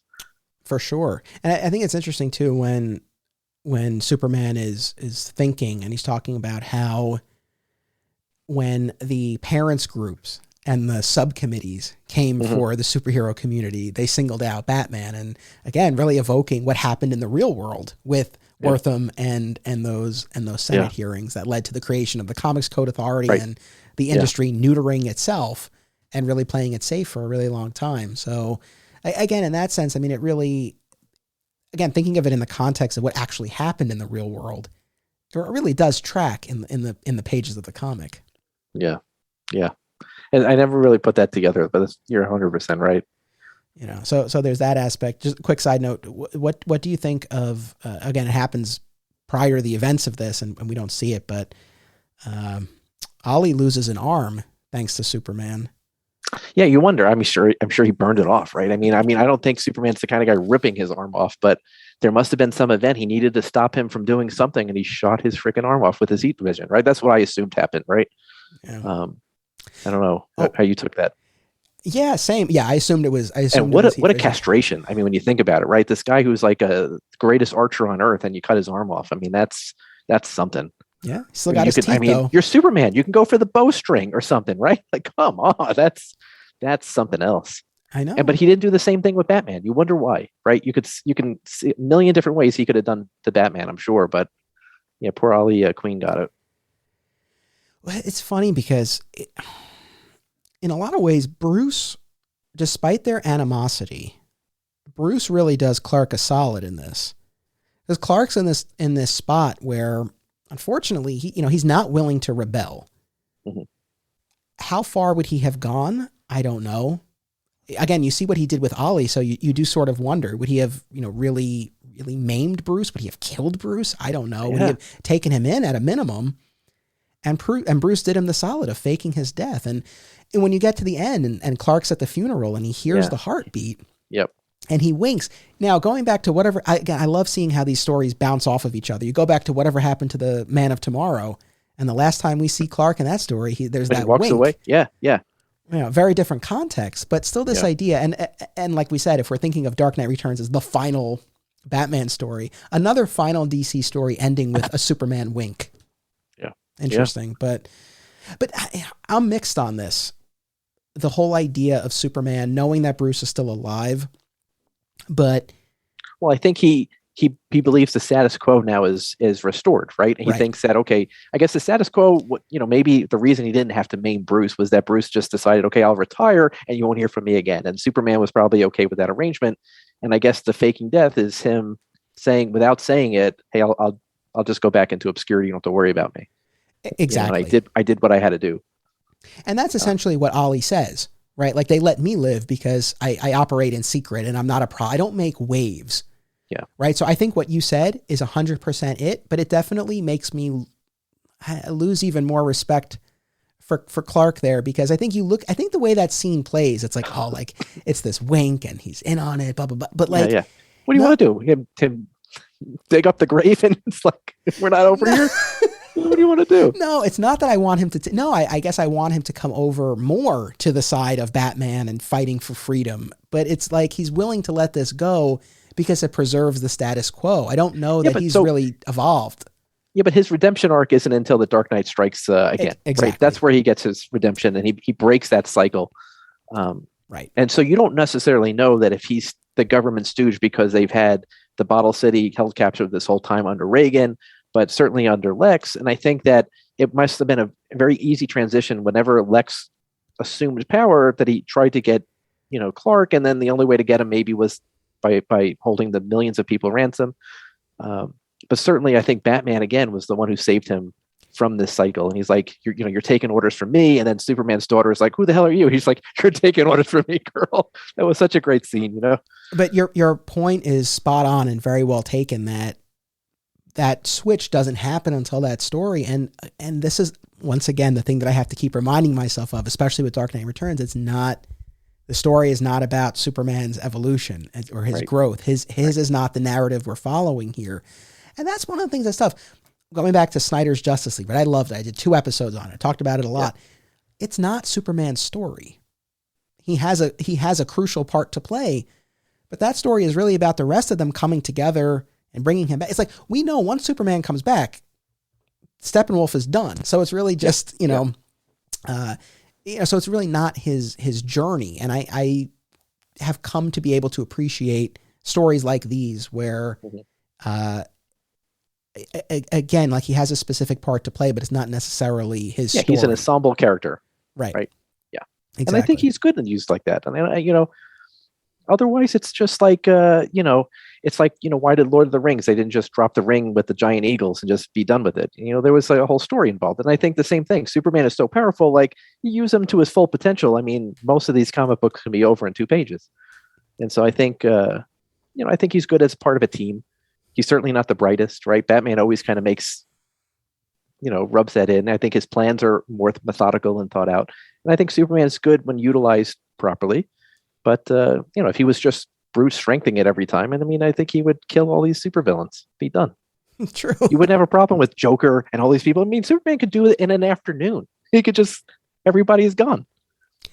And which is one last thing about Dark Knight Returns before we shift is going back to the Joker of it all. By Joker finishing himself off, but making it look like Batman killed him, that's really what seems to push things over the edge. Like now he's really crossed the line. Yeah. And now Superman has to intervene. So the final revenge of the Joker, it's screwing well. Batman. Yeah, it does play well. All right, so let's now shift and get a little bit more into Superman's role in The Dark Knight Strikes Again. So one big turn for Superman in particular in Dark Knight Strikes Again is that here he's not serving the government because he's trying to keep the peace per se. Here it's blackmail, right? Luthor and Brainiac are behind the government now. The president is a hologram and they threaten to destroy Kandor unless Superman serves. Now, you alluded to this earlier. Maybe this is open to interpretation. I get the sense that this was a shift. Like, I don't think there was this level of leverage over him previously. I think he did what he did, again, to keep the peace between the public and the superhero community. I feel like there's been a change in the 3 years between the stories. This is something new. You're right. What do you think of this? I'm kind of torn because on the one hand, I think what we got in Dark Knight Returns was a lot more interesting and debatable. I mean, here he's really been bent to the will of these people, but again, to protect I don't know. I feel like it might have been more interesting had we sort of continued along the path that we are, as opposed to taking such a turn here. This is a dramatic shift. And you think about Superman through the ages, this is like the plot of like a Silver Age issue, and it's one and done, right? Superman's getting, he's got the Bottle City hostage. Brainiac's got it with Luthor, and he figures it out by the end, and he wins the day, right? So you wonder, like, why and how they have such a grip over him at this point, like, versus him in the past. Like, it's very hard to believe as a casual reader that Superman somehow, with his abilities, could not intercede or intervene and just get the city back. Surprisingly, it's tough. As difficult as it was to see Superman in Dark Knight Returns, we didn't even talk about it, but maybe one of the most iconic pages from Dark Knight Returns and exchanges that when Bruce is kicking Clark and says, "I want you to remember in all the years to come and your most private moments, the one man who beat you." Yeah. Here you track the arc of Superman in Dark Knight Strikes Again. Man, it's rough. It's real rough. I mean, Bruce kicks the crap out of him at the end of issue 1. He's he's broken at the fortress when Diana finds him. Yeah, he's on the floor. Yeah. So at the end of issue 1, right, he's got the kryptonite gloves, the boxing gloves, which came out of nowhere. I mean, it was one thing to have the ring, and that seemed like that was all he needed, but the kryptonite boxing gloves was a little much. Well, he's had 3 years to prepare. 15 years in the real world, only 3 years in the pages of that comic. But yeah, I guess in that time he developed that. There's jumping to New Frontier for a second. There, I love the line when Batman confronts John Jones, aka oh my God, the greatest threat ever. It's like I had a $70,000 piece of meteor, and all I need is a penny book of matches or something like that. It's like, oh my God. So great. What a threat, right?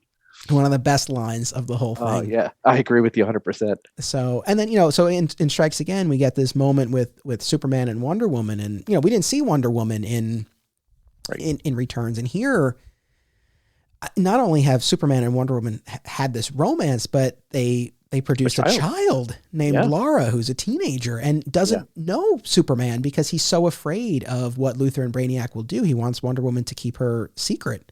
Mm-hmm.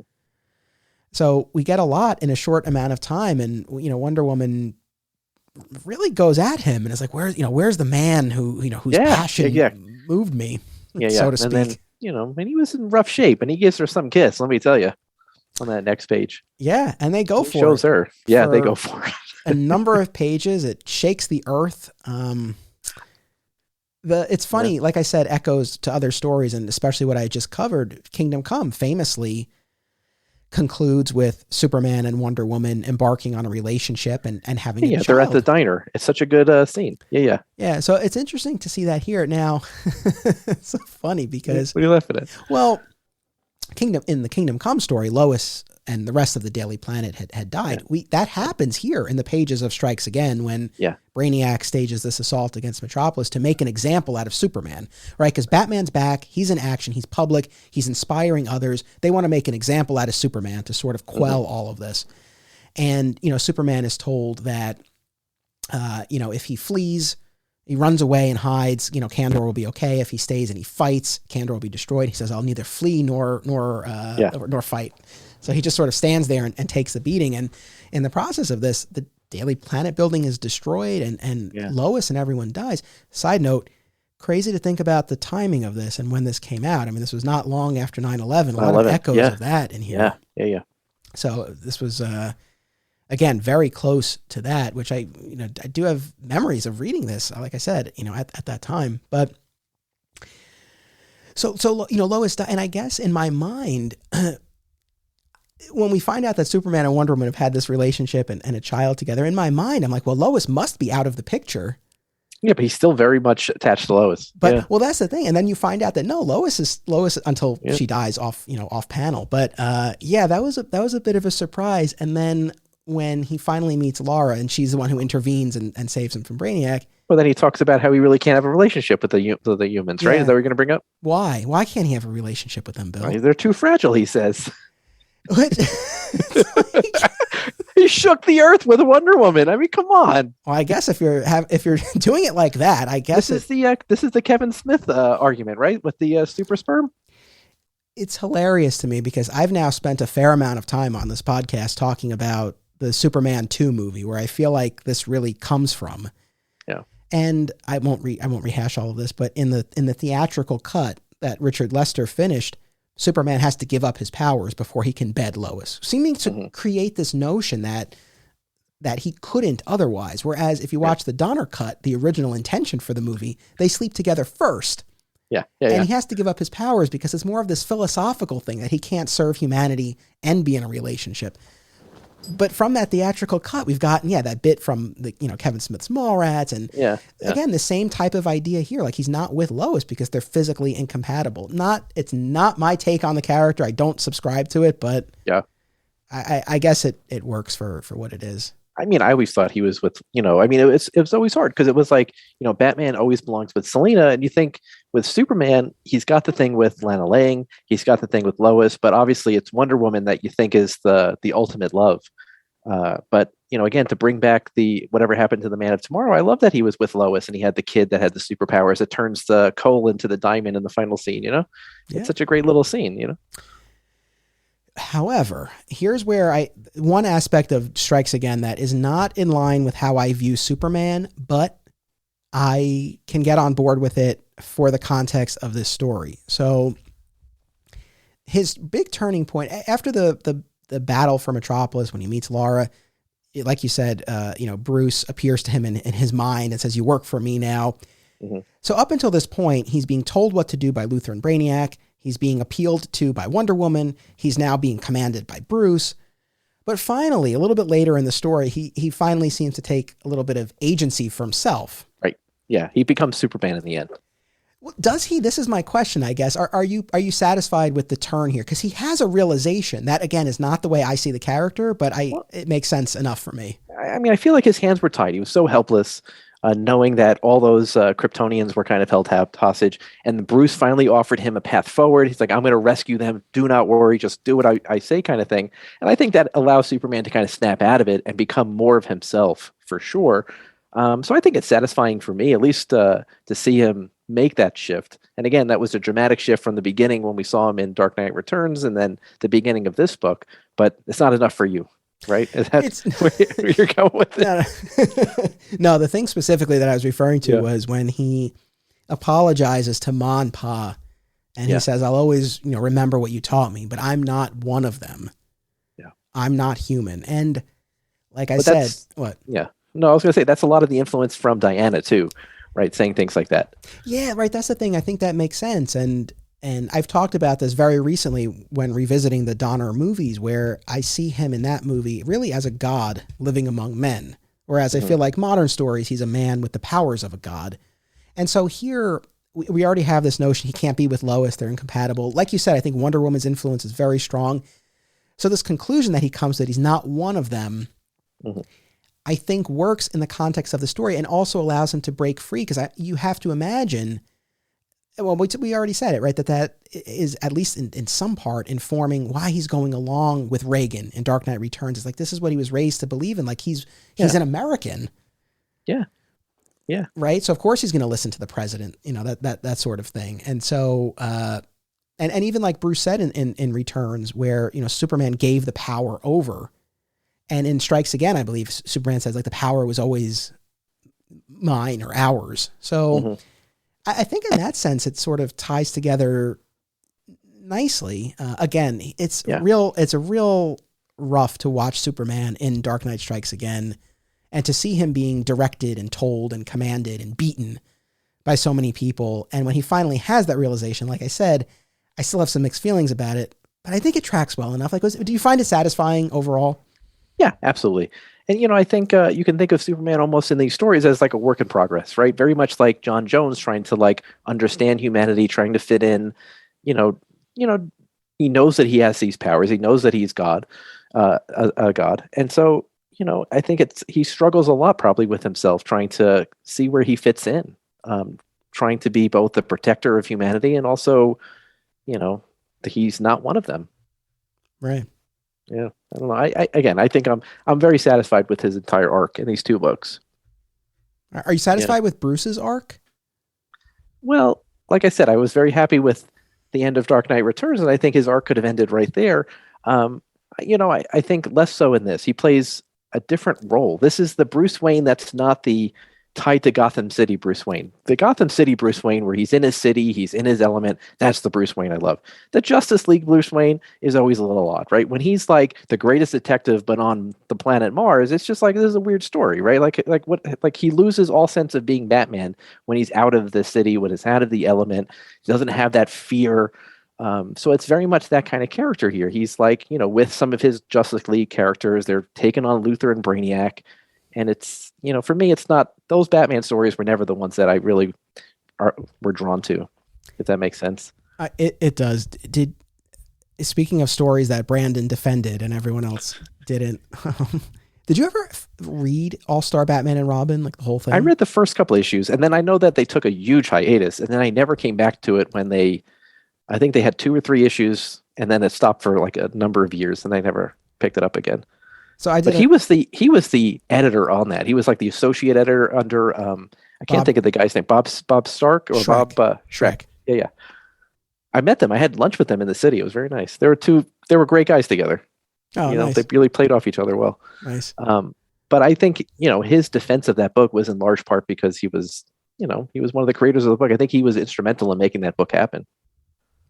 Yeah, fair enough. I think I did an episode of my other the limited run of episodes of my Comic Shop Book Club last year, and we started with All-Star Batman and Robin, and I came around on it a bit, not unlike Strikes Again, where you sort of have to go in knowing what it is, and it's this bonkers off the wall take on the character, and if you sort of go in with the understanding that Bruce is losing it a year into this, a lot of what follows more or less makes sense, and you can buy into it more. And also the whole bit about Batman and Robin painting everything yellow in order to limit Green Lantern is still one of the funniest bits to me. I think it's hilarious. But I'm gonna pick that up again. That's the one that he's like, I'm the goddamn Batman, right? That was from the All-Star Batman. That's the one. But I think I bring it up because I think if you look at All-Star Batman and Robin and you look at Dark Knight Strikes Again, and there wasn't,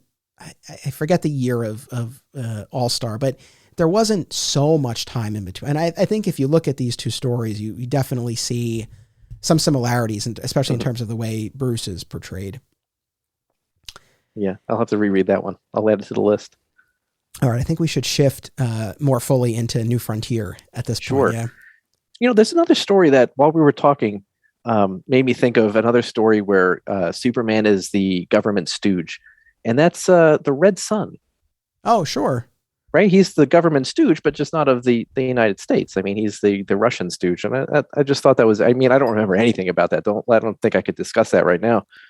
But, right, he was very much like being controlled by the Russian government. Yeah, and so I'm going to do an episode on that. We've got this whole, I don't think I've said this yet on the show. Here's an announcement. I'm going to do this fall a trilogy of episodes on a number of Elseworlds stories. You're going to be part of one, and we're going to do another one on Red Sun and a couple of other similar stories of like what happens if if Clark were raised by someone else. So we'll get into that. But yeah, I think that's definitely what's funny. And audience, I'll pose this to you. I'm not aware of a ton of other stories that do what the Dark Knight universe and New Frontier do in terms of positioning Superman as that stooge. Mm-hmm. I think Red Sun is it's so funny because like they're all Elseworld stories in a sense, but Returns and New Frontier feel closer, I guess, to and they are right closer to the mainline DC universe as opposed to like totally flipping everything on its head. So in my mind, I look at Red Sun as sort of in its own category. But your point is well taken. But yeah, if people have other examples of stories where Superman is used in this way, I would be very curious to read them. So please feel free to reach out. Yeah. So New Frontier, I guess big picture.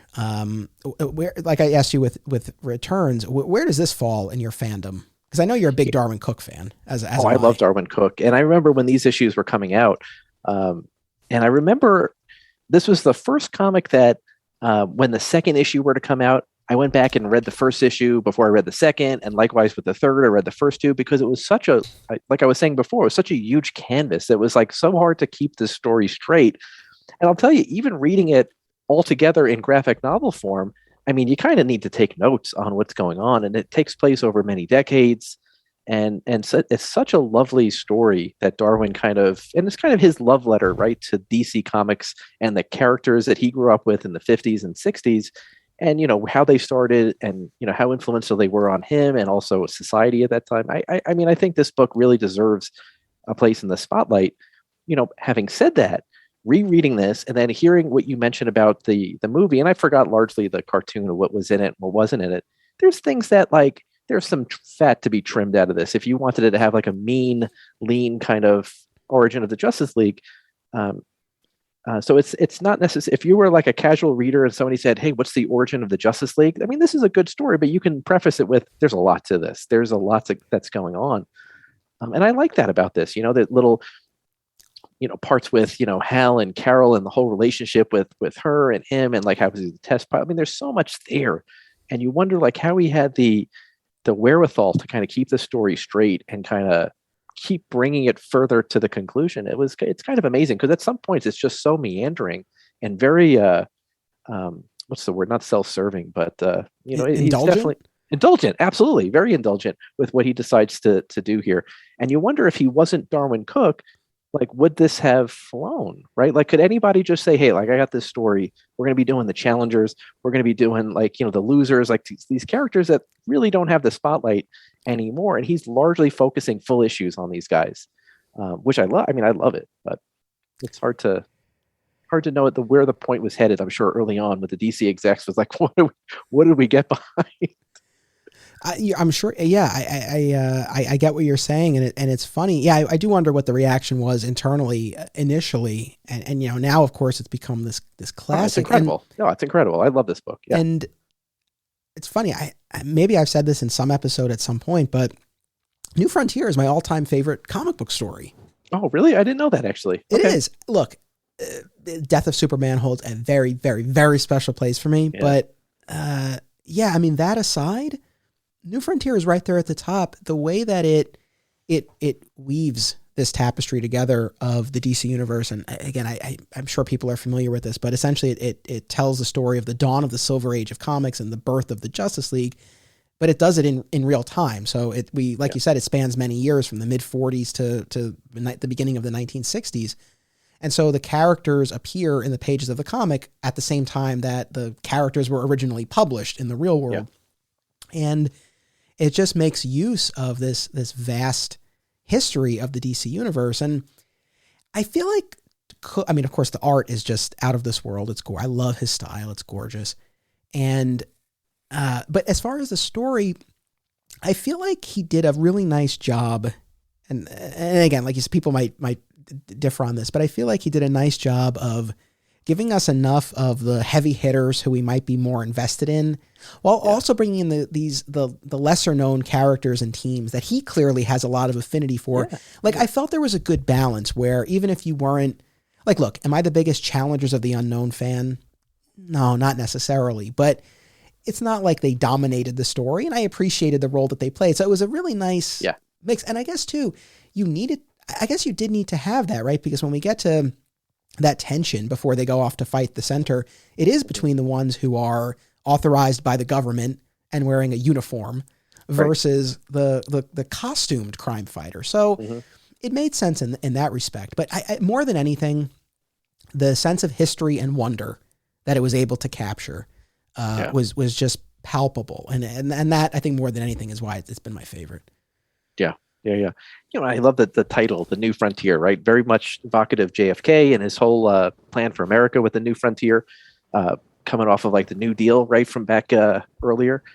So I think it really captures a moment in his own life, not only in these characters and how they developed into who they are now, but I think this was a love song to his youth growing up reading comic books. I mean, Darwyn was a huge comic book fan from when he was a kid.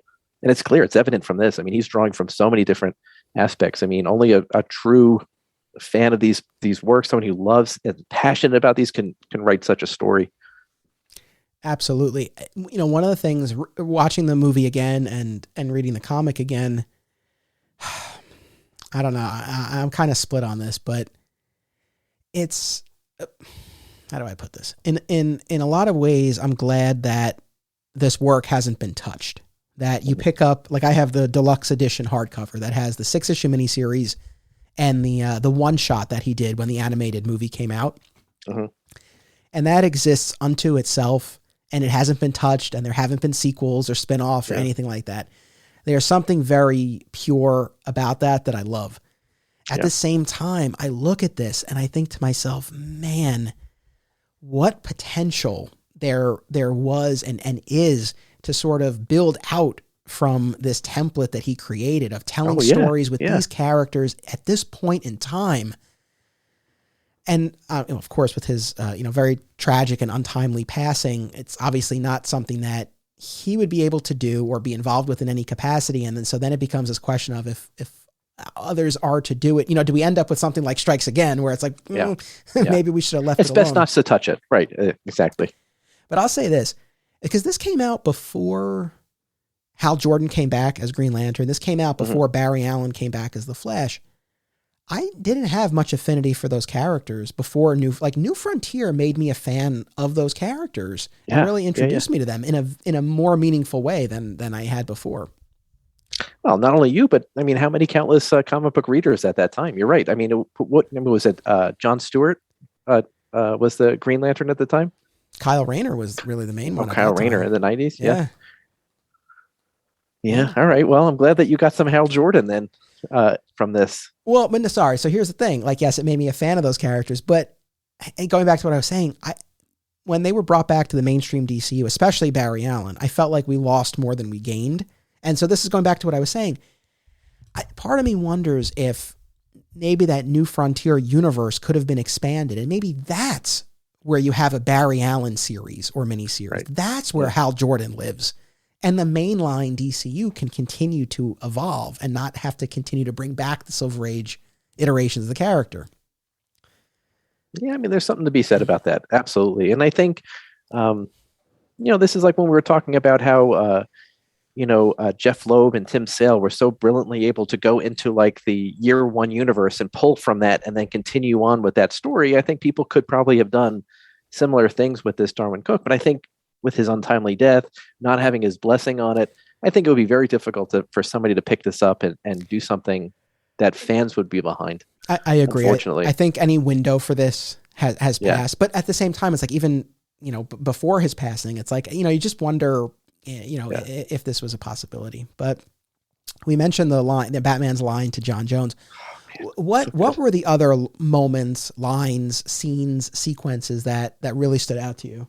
Well, I mean, again, focusing on Superman as this government stooge, that scene where you first see him in Cambodia, or wherever he is, where he, talks to Wonder Woman. He finds out what she had just done. Her and like the locals had just murdered a bunch of people. And he's like, "Oh, I'm going to report this to the undersecretary." And she's like, "Yeah, go ahead." Tell her I'm here, spreading whatever she says to him. It was like a really great line, though. I mean, I think that that the Wonder Woman portrayal in this is just such a great, version of her and that character. She clearly knows what is right and wrong. She no question about it. And she's I think, again, that's, for me, that's one of the best scenes. And obviously the scene where he comes to her island and talks to her. I mean, again, I don't know. I don't usually love Wonder Woman stories. There's a few that I can name that I really, really enjoy, but I think she was used perfectly in this, I know one of our favorites is one that I don't think we ever really knew how to pronounce, but the Hikita? Is that the Hayakita? Yeah. Oh my gosh. That scene where she's like got her boot on Batman's head. He's like, "Bruce, don't get up." It's like the greatest scene in comics, right? I mean, come on. Yeah. That was a good one. Greg Rucka and J.G. Jones, I believe. J.G. Jones did the art. I didn't realize it was Rucka. Yeah, that's awesome. I haven't gone back to that in a long time, but yeah, that's a favorite. Yeah, I really do like the way she's utilized here. As far as this whole idea of Superman as the government stooge, a number of similarities with Dark Knight Returns, certainly in terms of him being this international operative and primarily operating in that capacity, getting his marching orders from Washington. This relationship with Wonder Woman, it's not the same level as what we see in Strikes Again, but clearly, again, especially the way it's depicted in the comic, there's an intimacy there. Not even necessarily, romantic or sexual, but there's a very, very, deep bond there. Overall, though, this definitely feels vastly more optimistic, and he has more, I feel, more of an arc in this, right? Because we're starting from this point of, just like in Returns, the public and the government and the media have turned against the costumed community.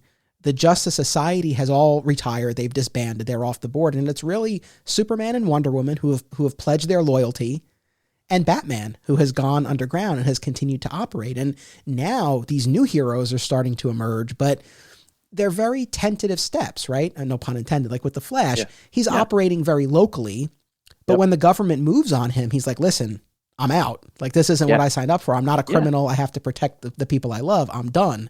Right. And again, of course, it isn't until that big climax where they all have to come together. I feel like that's one of the big differences with Returns and New Frontier, where in New Frontier, Superman and Batman and Robin have that meeting, right, where they're conferring about the center and you know, the effect that it's having on the public and people's psyches. And they talk about what it will take for the tide to turn again. And Bruce says, when they need us. And he's right. And I guess maybe that's the thing that you don't necessarily have in Returns. I guess you do in Strikes Again with Luthor and Brainiac to an extent, but this threat that's bigger than everything, that's bigger than these lines that divide them. Right. And New Frontier provides that, and provides that moment for them to unite. Yeah, absolutely. Absolutely. And that center, by the way, I want to talk a little bit about that, but you know, getting back to, like, you know, some of these origins and other things, you know, when Batman is mentioned in the New Frontier, it's like as that blurb in the comic. So he's very much or the blurb in the newspaper, very much just like a fringe type person. And then he becomes a much larger role later on. But I really love that scene where it's like, you know, he's fighting Superman, and then there was like an explosion, and it's a chemical. We haven't identified what it was. It was such a great little kind of poke there. It was really nice. Now, did you reread that special, or did you just do this? I say so. I only have So I only have these two right now. I used to have the Absolute, and so I'm missing that one at the moment. Okay, so in the main New Frontier, you do see that news article. And it shows the fight between Batman and Superman, where Superman was defeated. But I think it's in New Frontier where they talk about how they staged his defeat. That, right, when they have that meeting, they talk about how they staged Superman's defeat, and Superman's working to change things from within, and Batman's on the outside. So you already have that sense. Right. But the special showed how that came to be. Like, Eisenhower gave Superman the order to bring in Batman. And they went head to head, and, you know, Bruce used his usual tricks and tactics and gadgets and all that stuff. But it was Wonder Woman who intervened and was like, we have to find another way. And she gets through to them. And Bruce even unmasks. He reveals himself to these other two, which is a big step. Yeah. And after that, they stage that battle that you see referenced in the New Frontier. Okay, very good. I'm going to have to read that again. So again, as far as differences, I mean, a major difference between here and New Frontier, where in Returns, where in New Frontier, they are working together. They're not at each other's throats. To the public, they are, but they are actually working together. So again, I think just overall, like, a much more hopeful, but look, you can get behind that. You know, one of them is about the dark future, potentially the end of the DCU, and the other one is about the dawn of its greatest age. So it's like, it makes sense. Yeah. So that center. So, you know, in rereading this, and so many years have passed since I've read this, and I've become a huge H.P. Lovecraft fan in the middle, right? And so I don't know if you get Lovecraftian vibes from that center. And, you know, have you ever read Call of Cthulhu? I can't say that I have. So that's a little bit lost on me. I'm sorry. But, you know, in Call of Cthulhu, there's like, it's in three parts, and there's this one part that's just this, they're talking about how Cthulhu is causing the people to have nightmares, right? And like all these people have these shared nightmares and things. And, you know, very much that center kind of was very evocative to me of something right out of Lovecraft. And when you even think about Starro, there's like a whole Lovecraftian thing called the Mountains of Madness with little star people, which is very interesting too. I never really made that connection until this work. When I reread it, I was like, man, there's a lot of Lovecraft vibes in New Frontier. Oh, interesting. For what it's worth. No, that's, like I said, I've never read that, so it's a little lost on me. But no, I can appreciate that. Yeah. It's interesting, I think, to use a villain like that nobody knows. Yeah. Well, yeah, and that is so, because you think You think the origin of Justice League, you think Starro, and you Right. get Starro at the end, the final page. Thank God you get him at the end. But you're like, the whole time you're like, isn't there something else we could have been using instead of this? you know. But I mean, it was appropriate, and I think it was like a first threat, and I think it was a realistic type threat for humanity at that time, and it's something that showed the need for superheroes. So I think it works in that regard. Right, exactly. So, I mean, I think that in terms of the history that this story captures, it shows this country at this inflection point, I guess, between patriotism and paranoia, right? Mm-hmm. Where in the Cold War, it's this ideological divide, and the center, really, I mean, it's not subtle, right? It's the embodiment of this fear, essentially. Yeah. And so I think it works. And right, ultimately, the story is not about the Justice League defeating the center, but it's about them all being able to unite. Together. And so this provides a mechanism for that. So, yeah, I think it works. I think having something that's larger than life and that's more elemental, as opposed to more tangible being or person, I think this works in this context. I'm on board. Absolutely. Yeah, no, I am too. And I liked how they used scientists as well to find a way to defeat the thing, right? And so I think there's a lot of important aspects there. And in terms of the politics, I think Cooke did a great job of capturing this idea of, in World War II, it was very clear, right, who the good guys were and who the bad guys were. Right. And I think somebody says that, right, in the comic. Yeah. Right. And so now for Superman and Wonder Woman in particular, it's like, I guess that's their starting point, and then they're being sent on these missions, and it's now not as clear, right, if what they're doing is necessarily the right path or not. But that's true, right? And that follows America's involvement in Vietnam, Cambodia, and Korea, and all these things. And I think that's an important aspect of it, where it's like the lines are blurred, whether or not we're this police force and doing what's right, or I think as Wonder Woman points out, it's like, only when they need to do some American sabotage or something. It's very much like you don't know who's the good anymore. Right. And Superman is like, hey, like you said, from all the other works, he's like, I'm with the president. Whatever they need me to do, that he must be the guy who's on the side of right, and that might not always be the case. Yeah, no, for as sure. we've seen, yeah, right, and yeah, I think it's understandable and relatable to the extent that in all of these stories, even if it's not Superman's ideal scenario, he's still saving people. I think that's sort of the underlying, it's like he's still saving people. He's still, as far as he knows, doing good. Mm-hmm. And so that's better than nothing. It's in Strikes Again where he says, like, Bruce, he's thinking it to himself, like, I get to save lives, you don't. Yeah. He gives him this moral superiority to Bruce, what he's doing is always going to be right. Right. But like I said, I think the arc in New Frontier for Superman is definitely clearer. He needs to step up and lead. He's the one who's going to unite them. And he's the natural leader. Yeah. Right. And he does. And when we talk about moments that are hard for a Superman fan reading this story or watching the animated movie, it's got to be, he gives this rousing speech and he galvanizes everyone. I'm going to go recon this thing. I'll be back. It doesn't work out well. And then he's just off the board. Yeah. But he needs to be. That's the thing. It's why he was missing. To step away. It's why he was missing for like 3 out of the 4 hours of Zack Snyder's Justice League. It's why after he gets blasted, he doesn't show up until the very final page before the epilogue. It's like, I get it, right? Because this wasn't his story was to the extent of, again, rising as that leader, but it was really about the effect that it had on everyone else. I can appreciate that. Yeah, I get behind that. Absolutely. And again, I think it, like you said, it gave the opportunity for everybody else to step up. I mean, that's the moment where Hal Jordan kind of gets involved. And, it's an important thing to see all the other superheroes and what they can bring to the table. And until that point, they really didn't know. Right. Yeah, exactly. Yeah, we know these characters well, but I mean, at the time this story takes place, this is the first time we're seeing what the Flash can do, what Green Lantern can do. And I think that's a great thing. Have you read about what Cooke's original ending was for Superman? Oh, no. So it's in the deluxe edition. There's a ton of supplementary material, and there's a page that he drew and then he explains what the intent was, where Superman was going to be recovering on an island with Aquaman. But he said he decided not to do it because, and I'm quoting here, He said it felt too gay. Not that there's anything wrong with that.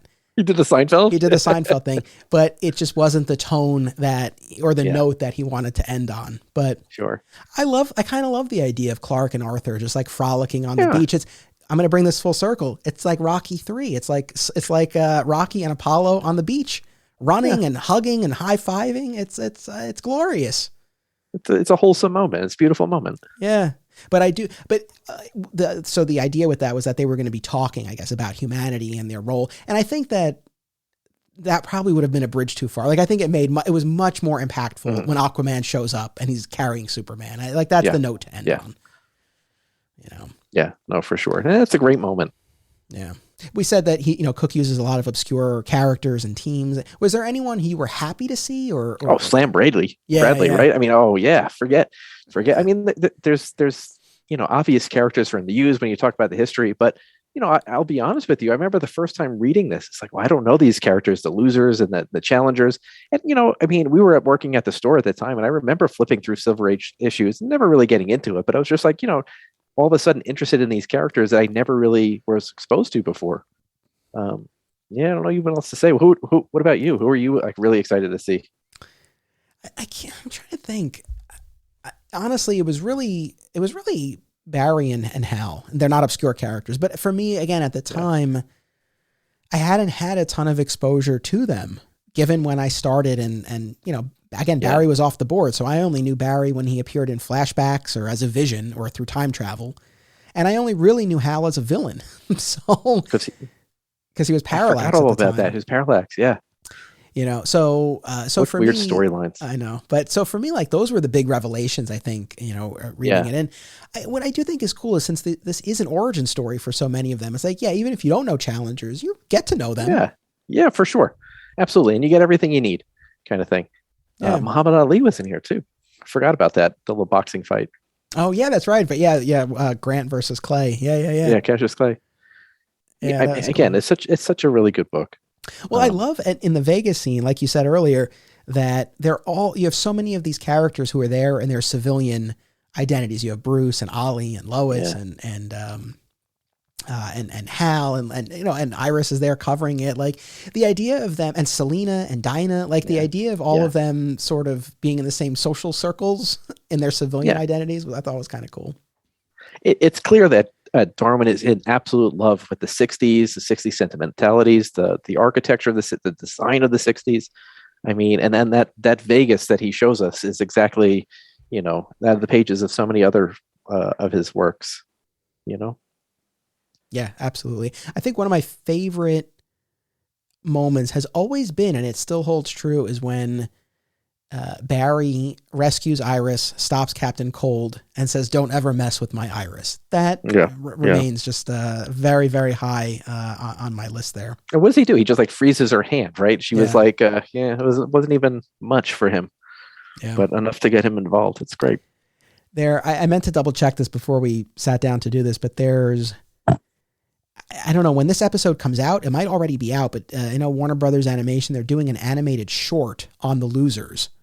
Oh yeah. And okay. I don't know the content of it, but I wonder to what extent, if any, they'll borrow from the opening of this. It would be really cool if it was done in such a way where you could kind of view it as a bit of a prologue to New Frontier. I don't know if they'll go that far, but at least they're getting some play. Oh, I had no idea. Good for them. So is there anything else about New Frontier or any of these stories that you want to talk about that we didn't? Oh, I don't know. I'm just flipping through the New Frontier right now. This was the first one I read. And I read this about 3 weeks ago. And every time I pick it up, I feel like it's like the first time I'm looking at it again. It's just unbelievable. You got so many great scenes, like the scene with the Spectre and Dr. Fate, with Billy Batson up on the moon. I mean, it's just wonderful stuff that he decided, and Adam Strange making his appearance. It's just like, you wonder what was in Cooke's mind when he came up with this story. It's just like, you have the entire gauntlet of the DC universe to use, and he kind of was able to use pretty much everybody, effectively so too. Yeah, I mean, Suicide Squad, Black Hawks, such a great role. Yeah, everybody makes an appearance. New Frontier was never a book that I reread, but after reading it again this time, I was like, man, I got to get that Absolute again. And this is something I just want to, just like the Dark Knight, read every now and again. This, unlike The Dark Knight, is something that I would recommend to somebody. It's a good book. Like I said, The Dark Knight, you got to earn that book. But this is a good primer into DC Comics, and not just Superman. It's not just a Batman story. It's a DC story, like you said. It's not even a Justice League story. It's just the DC. Yes. I really enjoyed my prep for this because I came away, like I said, New Frontier is my favorite, and it has been. And look, anytime you go back to something you love, you always wonder, will it live up to it? And it did. Yeah. I mean, I enjoyed my read this time just as much as I have done before. It's funny because I sat down with that deluxe hardcover and I was like, man, this thing is thick. But it, especially I think the way Cooke utilizes primarily the 3 big panels per page. Mm-hmm. I don't want to say it's a breezy read, and some pages are quite dense and there's a lot of exposition, but overall, I mean, it really moves. It did not take nearly as long as I thought it would when I sat down with it. Oh, it's so fast paced. And it's the kind of book where you do not want to put this one down. Whereas I was saying, The Dark Knight, you have to put it down because there's just so much. It's like overwhelming. It's a sensory overload. If you look at those pages, they're just so dense, right? I mean, there's like the panels are minuscule. And not even just the TV panels, but like almost all the panels. And then you go from that to the New Frontier, like you said, the 3 panel pages. There's a lot of dialogue, but the movement is swift. And then, the other end of the extreme is like The Dark Knight Strikes Again, where it's like many pages with no dialogue whatsoever, where you're just kind of flipping through and you're like, oh, okay, this is happening. And you're kind of forced to put the story together on your own. And so there are 3 different storytelling manners in all 3 of these books for sure. But New Frontier reads incredibly well, and it's fast paced. There's no putting that book down when you start it. At least for me. I don't know if you feel differently.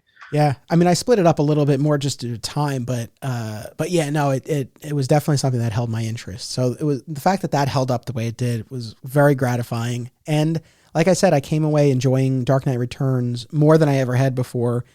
And Strikes Again, while not at the top of my list, I can appreciate it more for what it is than I think I had before. And, like Bill and I said, we've not read The Master Race, which continues the story. I am curious to get into that and see particularly how Superman is handled. I don't know if I'll be pleased or disappointed, but we'll get to that in the future. But certainly what we read gave us more than enough to talk about. So we'll save the other one for the future. But I guess maybe the last thing I wanted to ask you is, in all of these stories, there's this notion of the people turning on the heroes. Yeah, absolutely. And again, you see that, like we said, in the real world, there was this backlash. And especially in New Frontier, like New Frontier captures that period of time between really that nebulous period as the Golden Age was ending, but before the Silver Age really got going, when the waning days of the Justice Society characters, but Superman, Batman, and Wonder Woman were still there, but we hadn't had the rise of Silver Age, Green Lantern and Flash yet. Right. But this idea in the pages of the comic specifically of, the people turning on them, I don't know. Just any thoughts about that? It's sad, I suppose. Well, I mean, what if Superman showed up tomorrow in our world? I mean, it's kind of an interesting thing to think about. And so I think a lot of people would have problems with these mass vigilantes kind of doing their own kind of way of justice. You got that one guy in The Dark Knight who's always in the panels. He's like, oh, I'm suing, or, this guy. And I think a lot of our society might, kind of fall in line with that, or at least very much like in Civil War in the Marvel universe. It's like, well, you got to register. You got to at least tell us who you are. So like, we know a little bit about you.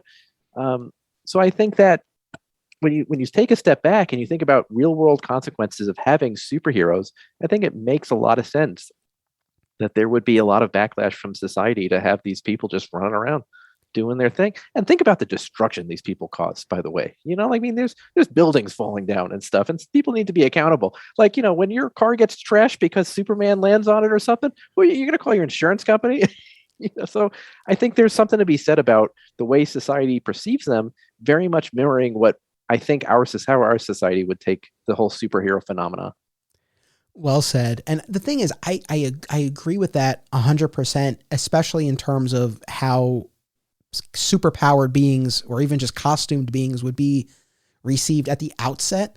I think is disheartening here is this idea that they were in favor when they were needed.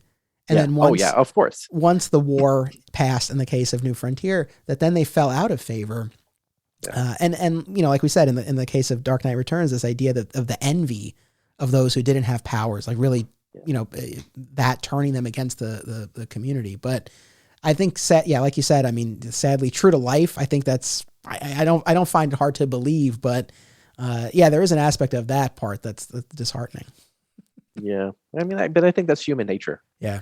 We would be jealous. We would need them when we need them, or we wouldn't want them when we don't need them. If there was an asteroid coming to Earth, we'd call Superman, like, you gotta take care of this, Yeah. But 9 times out of 10, you want them to be away from everybody else. It's sad, but true, I think. But again, not many stories actually deal with this, because it would be a really hard aspect to constantly be bringing up in the comics, the idea that, hey, society actually really hates these guys, and they're operating outside the law all the time. Yeah. No, for sure. Very interesting stuff here. Again, this idea of Superman as a government stooge. My favorite depiction? No, but I think these stories, really do an interesting job with that notion, and it's a different angle. Yeah, I think it was important for him to make the realization that he wasn't in the end. Yeah. And I think that, while he might have started that way, or maybe he was convinced into becoming that person, I think ultimately in all the stories, he kind of breaks free of that mindset. And I think it's important for his own character development. And again, as somebody who's an alien to this Earth, I mean, he's very much, he's a work in progress. He's learning. And I don't know if you can always, have him both be simultaneously outside of us, being that godlike creature, and also, mindful of all the needs and wants and desires of a human. It's hard to play both of those roles, I'm sure. Yeah. And I the thing with New Frontier is, look, I've said this many times on the show. I like versions of the story where he's got some stuff to figure out. So I do quite like his arc in New Frontier. I guess, when you think of differences between the stories, with New Frontier, that's really an ensemble piece. And so his is a smaller part, but still a critical part. But it's not an antagonistic part. Like, he needs to rise up and take the role of leader, which he does. And the role that he's playing in the other story is different. But like I said, I just kept coming back to this idea of him serving this different kind of role in these stories. So I had really such a blast digging into all of this. And I thank you so much for taking the time to do this reading project and to talk about it with me for 2 hours. I really appreciate it. So again, Dark Knight is my favorite. Here's my desk. I'm at work, and I have my little statue on my desk. I mean, Dark Knight for me has been like that constant in my life. And so anytime I can talk about that story, I'm happy to. And so Logan, and again, I keep bringing up the fact that, you have to earn this. And Logan saw me reading it the other night. He's like, oh, is that good? I'm like, you're not here yet. You're not ready for this one yet. And it's one of those things where it's like Star Wars or something. There's like a right time to be introduced to this. And like, now is not the time. And I don't know if you'll feel that way with Milo when he gets older, whether or not, have you plan on what like stories to introduce him to first? It's as a father, it's like an interesting thing how do you start with the character? Like, what story would you start with?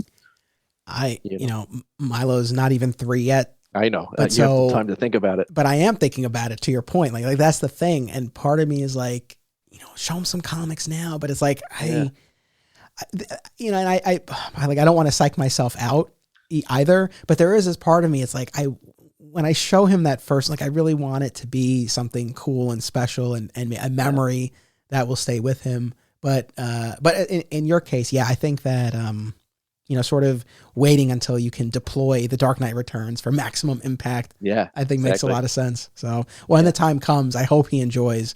I'm sure he will. It's, it really holds up. Yeah, absolutely. And then there's a lot of stories that hold up like this, and they're always by like, the Millers and the Frank, the Alan Moores. These are the writers that have really took the time and effort to make a story that is lasting, not just there's so many people who just write the story, the 6 issues to make into a graphic novel. And it's like a throwaway thing. You read it, you'll never read it again. These guys, I feel like when they were writing these things, they knew that this was going to be a lasting story. And they have been. So again, thank you, Bill. Always a pleasure to do this with you. Sure. Well, thanks for having me. Of course. My pleasure. Thank you, audience, for tuning in. I really appreciate it. Again, make sure you check out our discussion of the Batman on my Patreon channel. I hope you enjoy that. We will be back in 1 week with a discussion of some stories that maybe don't stand the test of time the way that these did, in my opinion. But next week, I'm joined by Lord Retail of Acme Comics in North Carolina to talk about the Bendis era of the Superman books. So regardless of how you feel about those stories, it's a fun episode. We already recorded it, so I can say that. And I hope you enjoy. So we'll be back in 1 week. And until then, as always, remember, it's about what you do. It's about action. The spin-off podcast, Digging for Justice, a DC fan journey, is available now exclusively at patreon.com/Anthony Desiato, starting at the $1 level. New episodes release monthly, and many more rewards are available too, including a robust back catalog of bonus podcasts. Thank you to all patrons for enabling me to produce this show.